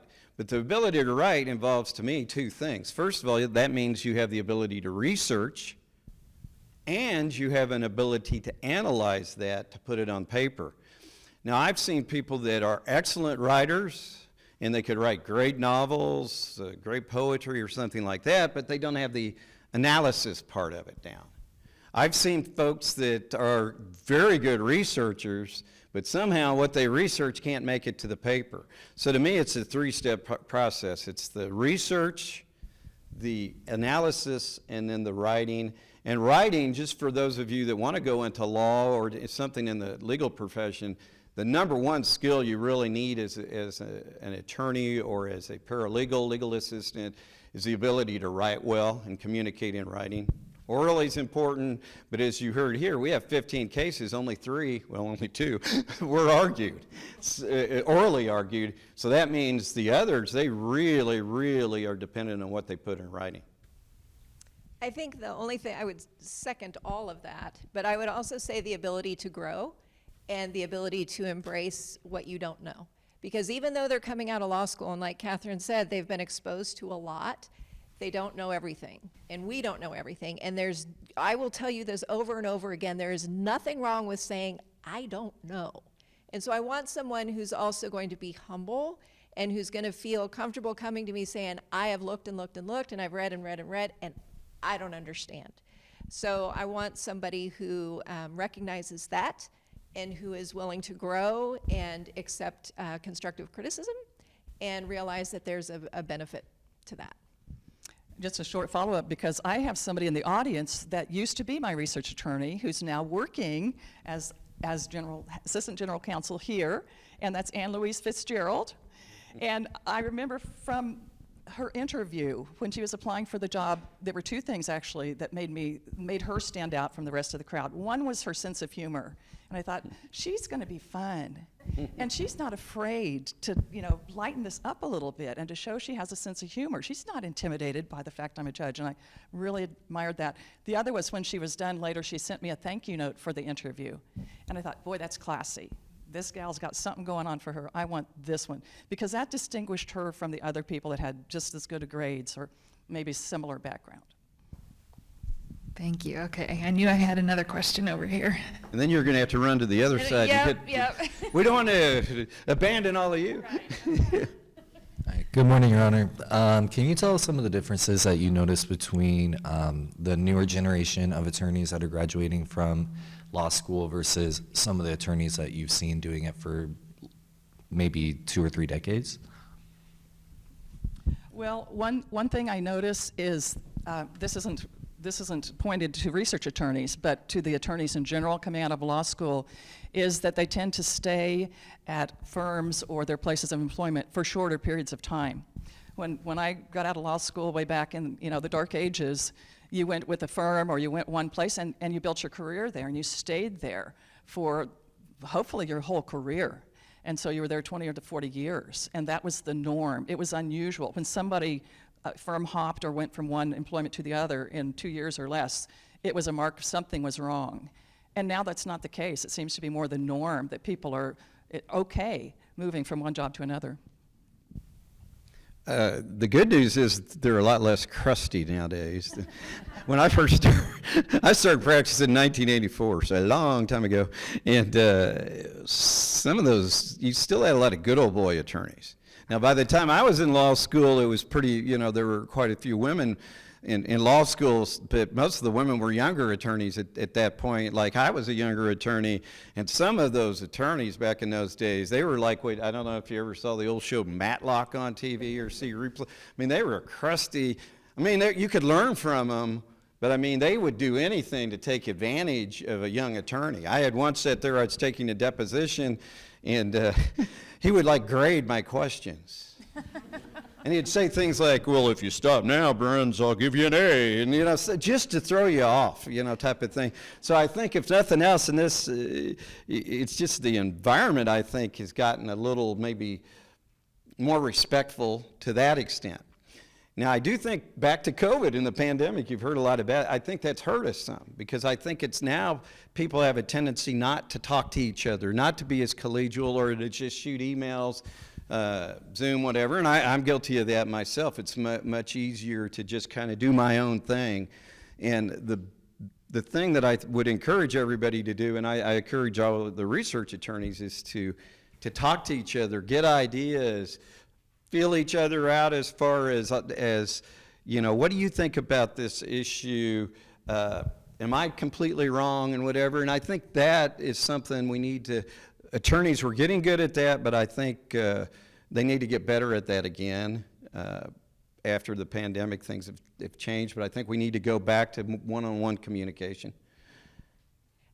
Just to kind of piggyback on that, I think there's a lack of mentoring and a lack of seizing the opportunity to be mentored. So in some of your firms, you don't have people in the office every day, so you don't have that supervising attorney right next door or right down the hall like you used to. By the same token, some of the younger attorneys getting started have the desire to not be in the office, to receive the mentoring, and that is critical to really growing your skills and growing your career, because even though you've gone through 3 years of law school, that's theoretical and substantive, but as far as actual practice, that's something you're going to get in the trenches and from people that have been in the trenches before you. So to piggyback on those two comments, the other thing I notice, which isn't just endemic to attorneys getting out of law school, I think it's maybe that generation altogether, is that they're not so much joiners as our generation was. We were very active in like the bar association. And so outside of work hours, maybe lunches here or one evening a month there, you would go to this group or that group that was law related in some way. And they were in part serving the purpose of mentoring and of collegiality. And now I think people are focused more on their own individual interests, or they're putting more time in with family, which is a great thing as well. But for whatever variety of reasons, they're not joining these civic-minded things that used to further their law careers. Other questions? Somebody over here is You bound to have a guys, question. At least make yeah, her I need, run. I At need least- more exercise. Somebody over there. Do you have a question, Terry? Okay. I was just wondering about your communication with your research lawyers. I mean, after they've done all their research, do you meet with them and talk about the case together? I mean, I don't know how that comes down the... I don't on every case. I do on the complex cases or cases when I disagree with what they have recommended. Because in addition to spotting every issue, giving me their objective view of what the result should be, at the bottom they say, should we reverse this case and send it back for a new trial? Should we affirm the case? Because any errors were harmless. And so if I disagree with an approach within one of those issues or with the bottom line, affirm or reverse, I will sit down and talk to them about it. But just because of the press of business, and because of how many, some of you might remember Lucy and Ethel, the show I Love Lucy and the Chocolate Factory, where they're, it's coming down the assembly line, they're stuffing them because they can't get them where they're supposed to be. That was even before we were born. But we've I seen the love Lucy. reruns. I We've love seen the Lucy. reruns. And that, in a sense, our job is that busy at times that we just don't have the luxury. I would love to sit down and discuss every case, every issue in detail with my research attorney, and I don't because of the press of time. And my answer would be similar. As I prepare for these oral arguments or the docket, I will ask if there's some questions that I really feel I need to ask, because I view the research attorneys as the expert in that particular case, because they know that record better than anybody. And the records nowadays, it's electronic, but to show you how big they are, I mean, it used to be they would be files, it'd be papers.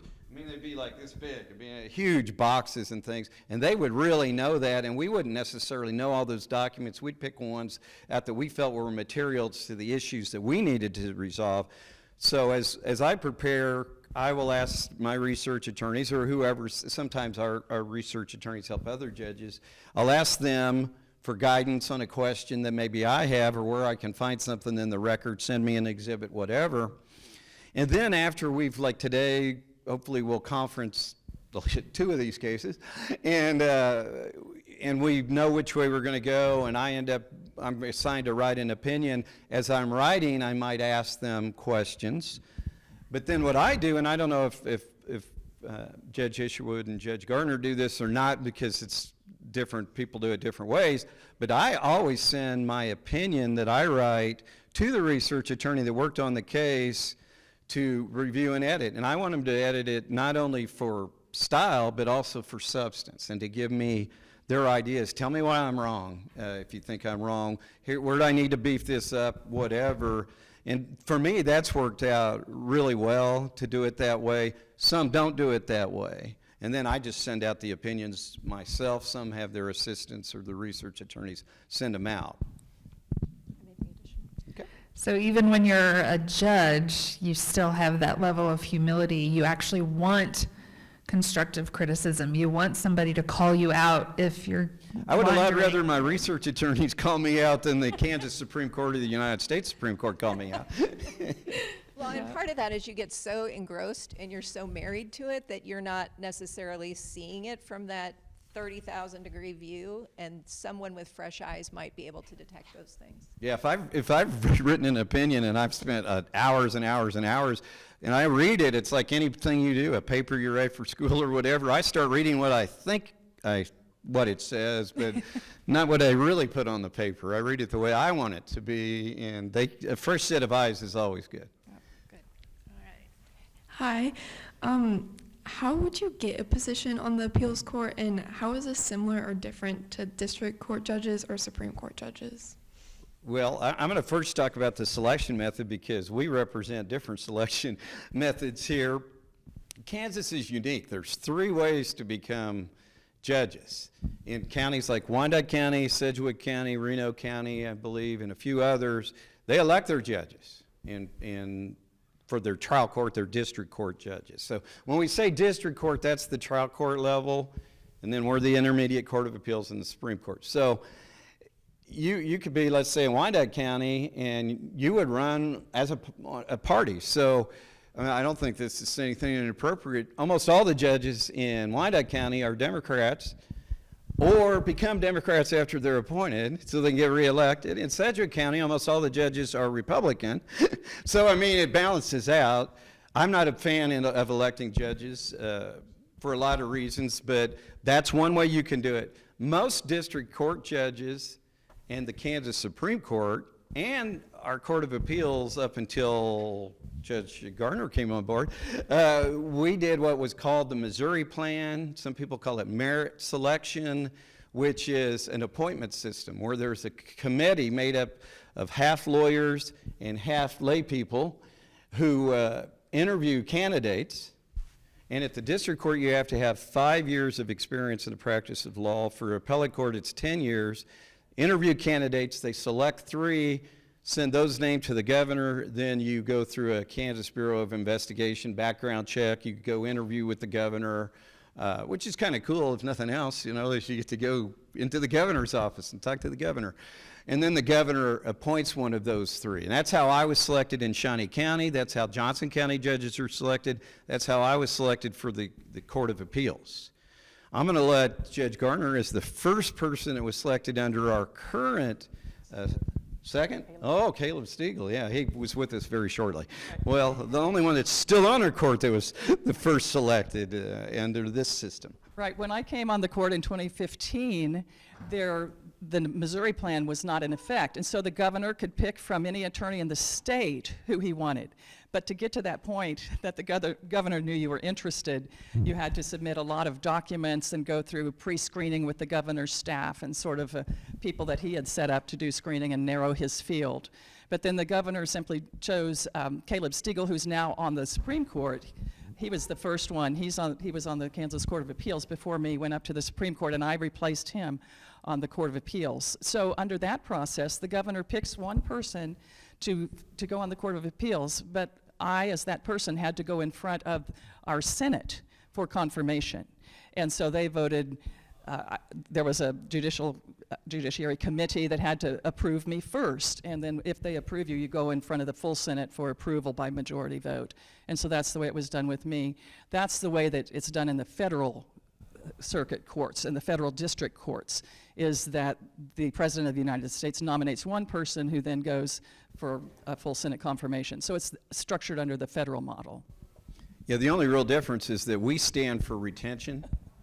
Every 4 years, they get lifetime appointments, That's which right. is really cool. I'm all for that system if we got lifetime appointments. But and just so you know, district court judges and the Kansas Court of Appeals judges, we stand for retention every 4 years. So if you see our name on the ballot, you know what to do. Hopefully the right thing. Because some people don't even get to the judges. And that's just a yes or no on, unless you're in one of the counties, Wyandotte or Sedgwick or Reno or a few others. And then the Kansas Supreme Court stands for retention every 6 years. So that's where it's a little bit different. You have any thoughts on selection or retention or anything? No, I went through the same selection process that Catherine did, and just kind of on the retention vote issue, it's a little bit dangerous because people don't really know what we do unless you've been exposed to our court. They don't know what we do, so they're either going to look at our names and be like, yeah, or say no. And I had a gentleman come up to me at church and say, hey, I saw your name on the ballot. I voted for you. What is it you do? Like, well, that's great. That's fantastic, but maybe we back up a little bit and talk about it. So that's why these forums are so important, so that people do see that, kind of what it is that we do on a daily basis, but just see that we're normal, everyday people as well. We're normal? Well, a very broad construction. I grew up in Wyandotte County, and my dad, of course, was used to the old political system of electing judges. So, and there was nobody ever running against anybody in Wyandotte County the way they did it, because they had a system of, like, I don't know what it's called, the Democratic Party something, and they just decided who they were going to get behind or whatever. So I get appointed as a judge, and I'm talking to my dad, was still alive then, and he goes, well, I just vote no on all those judges. And I go, Dad, don't do that anymore. So don't just do that, okay? If you really feel you have to vote no on one, feel free, but just don't do what my dad did. It's better to know why you're voting the way you're voting, right? I have a question about law careers kind of broadly. And since you all have different experiences in law, you can answer based on all those.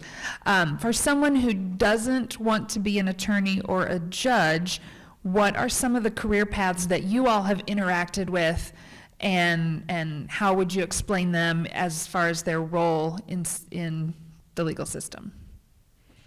Well, a lot of places, I'm tearing up their I'm stuff. tearing up the apron. A lot of places hire attorneys in non-traditional law roles, where they're still sort of using their skills they developed in law school, the thinking, the analyzing, the problem solving, the writing, the pinpointing analysis. Those things are valuable to so many employers, you wouldn't believe it. Some of them are just giving counsel. Some of them work for school districts, hospitals, do risk analysis. Almost any corporation, big business that you see probably has some in-house people. They may or may not be lawyers, but the skills you develop as lawyers, or if you go to law school and you don't take the bar, you don't pass the bar, you don't become a lawyer, those types of analytical writing and thinking skills are valuable in a whole host of businesses and corporations.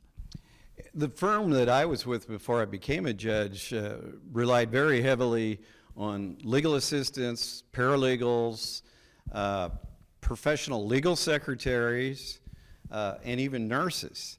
And it was interesting because they kind of were the experts in the cases, because they would be involved from the time that case came in to the office. And so we, legal assistants and paralegals, they did a lot of the investigation, a lot of the background work, would prepare memos for us so that we would be ready for depositions, indexing of records, and then we also had nurses that we hired as legal assistants. We had two. One was specially specific. We did a lot of hospital law, medical law, and things, and so one of them was an OBGYN nurse, And she did all the labor and delivery cases, things like that. And you talk about, her knowledge was so helpful to us, because one of the things you learn when you're doing that type of work is don't try to out-doctor the doctor. There's a reason why they went to school all those years, but she really would help us on that. And then we had other legal assistants and paralegals that would help us develop the cases as well. And then professional legal secretary, most people probably haven't even heard of that, but professional legal secretaries, they are trained specifically to work for attorneys. And just, most of them could be attorneys themselves. And then we took a lot of depositions, and also as a district court judge, I had a court reporter. And court reporting is a lost art, and it is a way you can make a lot of money if anybody goes into court reporting, because the court reporters, either in a deposition or in a trial, your transcript, they put everything down into writing in a booklet form. And you've probably seen them on TV if you haven't seen them in a courtroom. They're either typing on this little machine in code and they get everything down, or it's kind of cool, there's these that look like they have oxygen masks on, and they are, for lack of a better term, regurgitating everything that's said in that courtroom. And you say, well, why don't you just tape record it? Well, we tried that, and some counties unfortunately have to do that. And when you tape record, you can't hear what other people, so if two people are talking at the same time, the microphone, so a lot of times you just have gaps. So it's very important to have court reporters. So there are all kinds of positions that are not specifically attorney positions, but are very helpful to the practice of law and to the judicial system. Just a couple points to add. We've kind of talked about how our research assistants are, rolling off after 2 years, but there are some that they are career law clerks. We have some on our court, there's some on the Supreme Court, so that's also an option. But I think it's also important to understand when you use the term attorney, that's not synonymous with litigator. So just because you've gone to law school and you're an attorney doesn't mean you have to go into a courtroom and participate in trials. That certainly was not my skill set, and quite frankly is terrifying to me. So you could be an advocate for rights groups, or you could work with the aging population. There are so many different avenues that don't require you to ever go into a courtroom. Preparing wills and trusts, tax, also terrifying to me, but some people that's a phenomenal gift. So if you're considering law school, cast your net wide. Somebody asked me, what's the best personality to be an attorney? And I don't think there is one. It all just depends on what your gifts are and how you can best apply them. Thank you. Are there other questions? I need more steps. There you go. Okay. Oh, that's not very many steps, so keep thinking over there. Hi, Your Honors. So I had a question regarding the panels. Do you always sit on the same panels? And if not, how does the different dynamics maybe affect your deliberation process? Well, that's a good question. We do not. They're since you were on the court when you said it, en banc, or whatever, but you were not at that time. Only one case since 2011 have we set 14 judges. That's a lot of judges sitting around.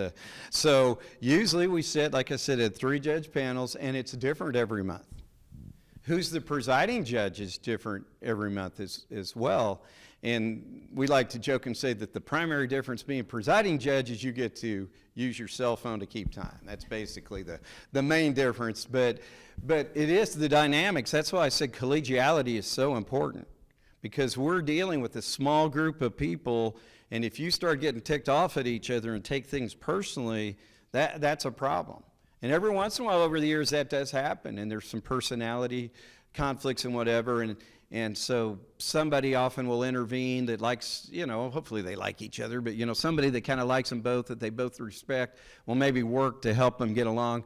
The good news is most of the time is we get along really well, and we try to see if we can reach a consensus, but we're not going to hold it against someone if they want to write a separate opinion, and separate opinions would be either a dissent, saying my reason why I disagree, and you want to do that in a very respectful manner if you do that, or the other type of separate opinion is called a concurring opinion, or okay, I agree with you that this should be the result, but I don't necessarily agree with your analysis and how you got there.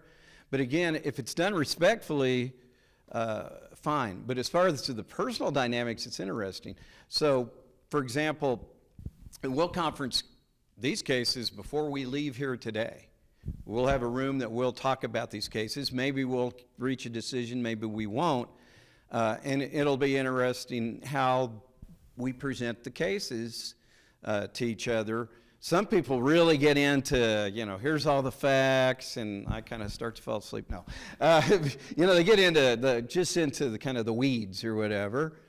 Others won't even give much of the facts. They'll just say, well, I recommend we do such and such, and you'll have to ask questions and whatever. So the styles are different. Most what we'll do is, what we do is usually we assign somebody to be the author of an opinion in advance. Now that means if they're not with the majority, then we have to trade cases or whatever. But whoever is assigned to be the author will go through briefly, usually talk about the facts a little bit, primarily talk about the issues, and then talk about a question you heard many times today is what's called the standard of review. Because we can't just replace our judgment. There's a lot of cases we get where we go, well, man, I would have done something different. But we're controlled with, what is the standard of review? Did the district court do something that was unreasonable, or was it reasonable? But sometimes it's an issue of law. So we talk about the standard of review, and then say, here's how we think the facts match up to the standard of review, and then make a recommendation. Then the next person, usually in seniority, but a lot of the panel, since there's only 3, we don't really care, will then present and say, yeah, I agree, I disagree, I have this question or whatever. And we get along pretty well on doing that, but there's no set ways. And human dynamics come into play. But what's nice about having 3 judges versus being on the district court, when I was there, I had to make the opinion, or the decision.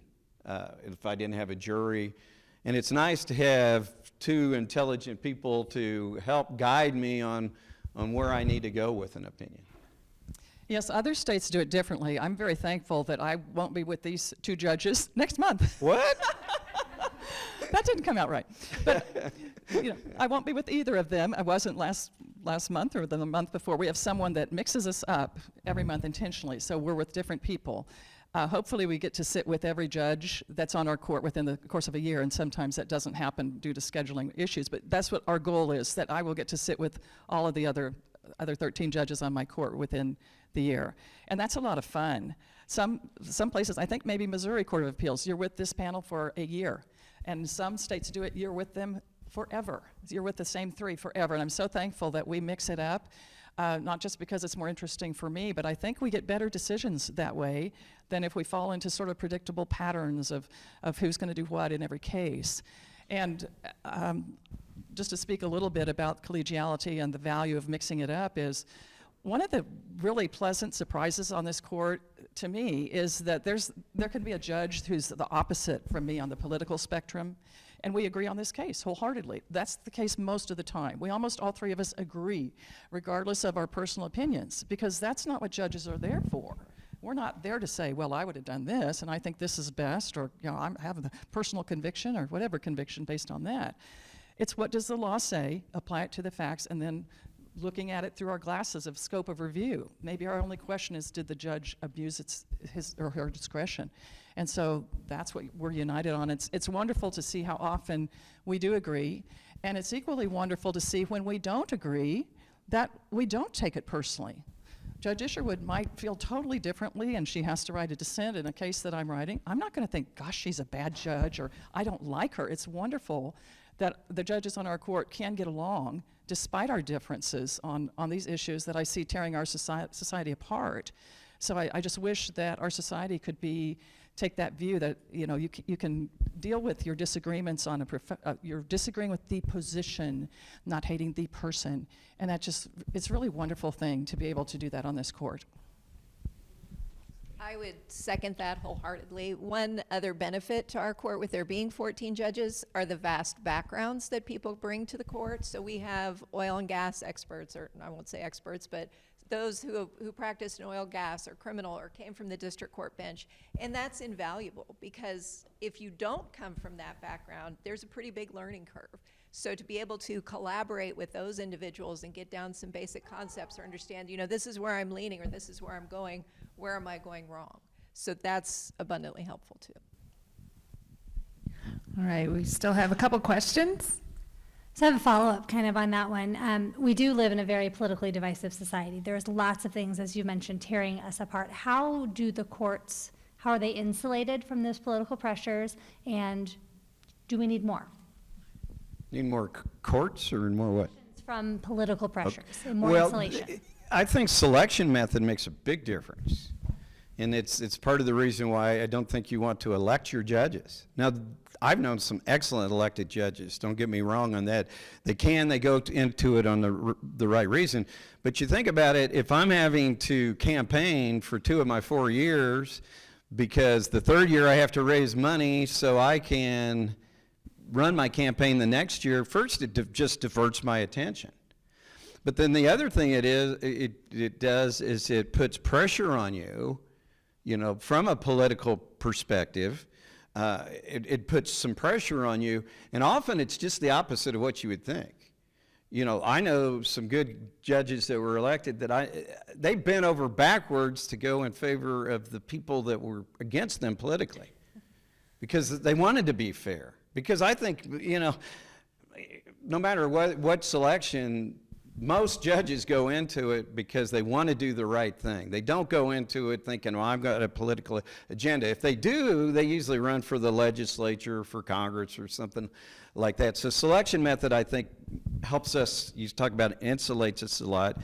And then setting on multiple judge panels and mixing it up helps a lot. And then at the district court, it helps a lot because you have juries. And the facts are decided by the jury, and I always would tell the jurors, we're a team. So my job is to decide the issue of law, your job is to decide the facts. Because when the judge is deciding both the law and the facts, that's when you could have some issues as well. Are we completely insulated? Of course not. I mean, I think in the federal system, you're seeing more and more, you can almost pick how a decision's going to come out based on who appointed them. Thank goodness that's not what we've seen at our court, and I think that my hope is we don't see that. But I do think that the way our system is set up, and whether it's this plan that I was selected under, or the 2 of you, by having the Senate at least having some third party, so that it's not just the president or the governor saying, here's who I want, this is my buddy, and putting them into a position. So you need to have these checks and balances, just like we do in Congress. I mean, if you have the same party president, the same party in control of the Senate, same party in control of the House, our system of government doesn't work anywhere near as good. We may think it's gridlock when the Republicans and the Democrats don't agree on issues, but maybe that's not a bad thing. Maybe because if they're just in there to promote political agendas, that's a problem, and we certainly don't want judges doing that. I think to kind of piggyback on that, and maybe to give you peace of mind and to give you hope, is that on that selection process, I was appointed by Governor Kelly, as were several that have come after me. And it's no great revelation to say there's rough waters between Governor Kelly and the Senate. And there was some concern about that when I was appointed by her, was that there would be this immediate pushback. And like Catherine, I had to go interview with each of the senators, and I didn't feel that way. And that was refreshing to me. I did not feel personally attacked. I did not feel as though somehow I had a bullseye on my back just because I was appointed by someone that they had opposition to in other respects. They were very respectful to me. They were very interested in our process and what that day-to-day looks like. And I was confirmed wholeheartedly by the judiciary and by the Senate as a whole. It mattered not at all at the end of the day that I was appointed by the opposite political parties. So that should give you some peace of mind that they can find some common ground when it comes to the judiciary.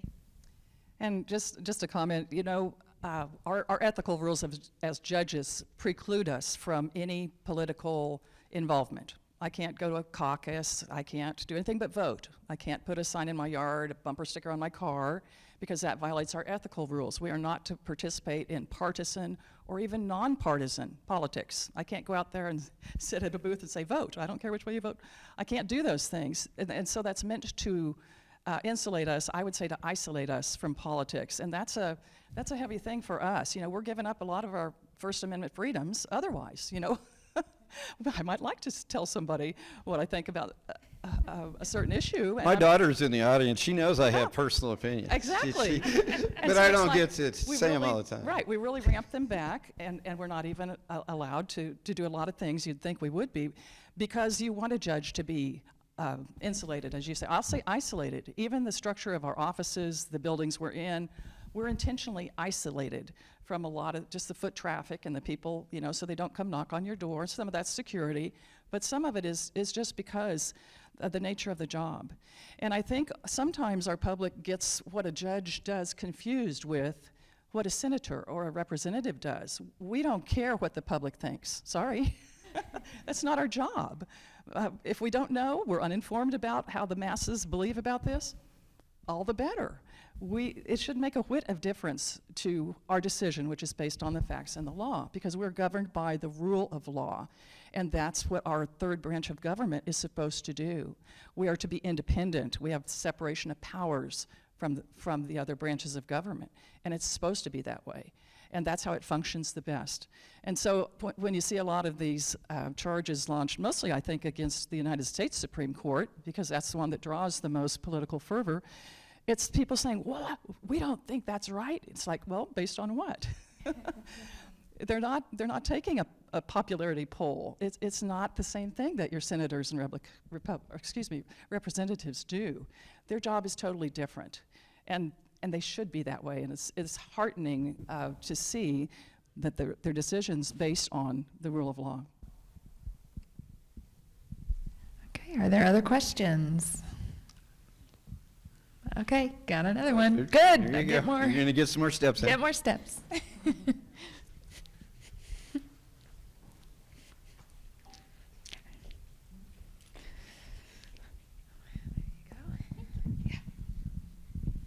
Hello. Hello. So you mentioned that Judge Gardner used to be a teacher, and Yes. I'm having a lot of trouble deciding what career path to go into. So I was interested to see what inspired you guys to go into law in the first place. Well, mine was in college. Actually, I got my English and French and teaching degree as a practical matter. I just loved languages, and my dad said, you better get something practical, so I got my teaching certificate.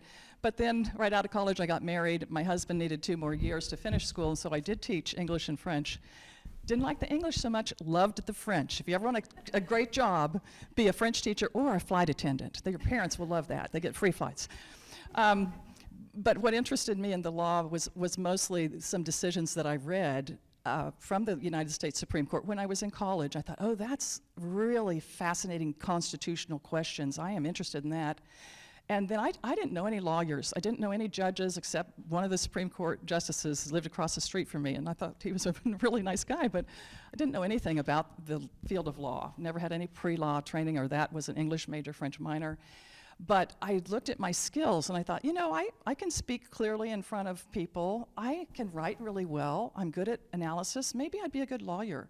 And so I just sort of jumped into it and have really enjoyed it. But I will add, I do think that having taught school was a huge plus when I was litigating cases and presenting facts to a jury, because I felt like I had a leg up because I knew how to teach, and I knew what to emphasize, and I knew what was important and what they would hear and not hear. So I think that just benefited my practice of law. I never taught by a student. My undergraduate degree is actually secondary education. For the same reason, it wasn't your dad, it was my dad, who I was home for Thanksgiving from KU once, and he says, you're getting a degree in political science? What are you going to do with that? And I said, go to law school. And he goes, well, what if you don't get into law school? And I never thought of that. So I took my credits and moved them to secondary education. And I'm glad I did, because you learn a lot of things on how to present back in the day, they had mimeograph machines. And you literally had, they taught you how to do that and how to present and to student teach and do things like that. So, and I student taught civics and history, which kind of went along with what I was doing anyway. So, and I'm glad I did. I've taught at law school, at Washburn Law School and things. So it's benefited me in a number of ways. I actually decided I wanted to be a lawyer like in junior high, which they only have junior highs anymore. They have middle schools. But that's when I decided. But it was kind of the same thing. I didn't know any lawyers, but I'd see the ones on TV, and I thought, man, that looks pretty cool. I like to write. I see research as a treasure hunt. I like treasure hunts. And since my daughter's in the room, I'll be honest, and that is I like to argue. No, I don't think so. I think I like to just state the correct position. But some people would deem that to be arguments. So all those skill sets and things. And then my dad did have a good friend, Elmer Jackson, who was an attorney in Wyandotte County for years and was on the Board of Regents. And I just see this guy and the eloquence and the way he could speak and things. And I go, man, that's cool. I want to be like that. So I kind of set my goal then that's what I want to do. Then my dad kind of put me back in reality, but I'm glad he did because I switched to secondary education. But then, fortunately, I did get into law school, Dad. But you got to have a good GPA. Do not go and party. We can party some, but don't party all the time and get your GPA low, and then you won't go to law school. So I was also an English major, but my intention had been to be a college professor. And when I got to be about a junior, my advisor at the time said, there really aren't jobs available. And I'm like, well, that's fantastic. Maybe we should have this conversation, I don't know, maybe a year ago. So it was kind of one of those situations where what can I do with the skills that I have? And I enjoyed reading and I enjoyed writing. And I worked at the law school at the time. And there was a professor that was kind of a mentor to me that guided me towards law school. But I did not have the secondary education background. So what I would stress to anyone considering law school is make sure that your undergraduate degree is something that you can fall back on, that you're employable in. Because it may very well be that you get into law school and you think it really sucks. I do not enjoy this. This is not what I want to do with my life. Well, then where are you? Because now you've got an English degree with no secondary education background, or you've got a political science degree, so where are you going to go? And I know that there's this theory out there that if you want to go to law school that you need to major in political science. That couldn't be further from the truth. You could be a business major or one of the health fields or journalism, math, any of those. Something that will allow you to be employable if the whole law school game does not work out for you or does not appeal to you ultimately. You remember the most important degree you can get is the JOB. So, but I'll just throw this in. If you're thinking about anything in the legal career at all, take as many English or composition type classes, writing. Take every advantage you can. That I even did at KU, I got them to agree. You won't like this as a French teacher, but you had a foreign language requirement, and I got my advisor to agree to let me take graduate level advanced English composition classes for writing, which I found easier because instead I would have taken like Spanish 101, which would have been the same Spanish I had taken in high school basically. So I did that, but anything you can do writing, you talk about the careers, some of the best attorneys I've seen are engineers. And I wouldn't think that, but they're very analytical. My wife's an engineer, she's very analytical. I would add to that, nobody asked me, but. What do you think? I've never had a problem sharing my opinion. I hate writing, and I went to law, and I avoided writing in college, and then I went to law school, and some of the best things I have done is refocus on writing, and I've gotten a tutor to help me with writing, and I've intentionally practiced writing because it is so, so important. But I was a math major and a music major and still went to law school, and in my law school there were so many different backgrounds, and what you do as an attorney is you become an expert on whatever cases or clients you have. And so whatever background you have in your undergraduate education, you can use that. Whatever job experience you have, you can use that in law, as an attorney, as a paralegal, any of those. And so education is important, but the job experience also, building those skills is hugely, hugely important. And it's all helpful. It's all valuable. Just doing it is valuable. So. What do you think about your daughter's basketball coaching? You're baiting me. Since you got 2 of the 3 sitting in this room. Yeah, I have 2 basketball coaches in this room, and they're both wonderful. And yeah, That was I'll an leave it at advantage that. of secondary education, is I made sure I student taught at Eisenhower Middle School in Kansas City, Kansas. I made sure I went where there's a basketball, or I could help coach the basketball team. So. Well, any other questions? If not, thank you all, and again, thanks for the invitation to be here. We've enjoyed it, and we'll get to go to lunch, I think, with a few of you as well. But if not, if you ever have any questions, feel free to let us know. Thank you so much. We're so appreciative that you are all here. Thank you to our audience as well. Thank you all very much. Enjoy the rest of your days.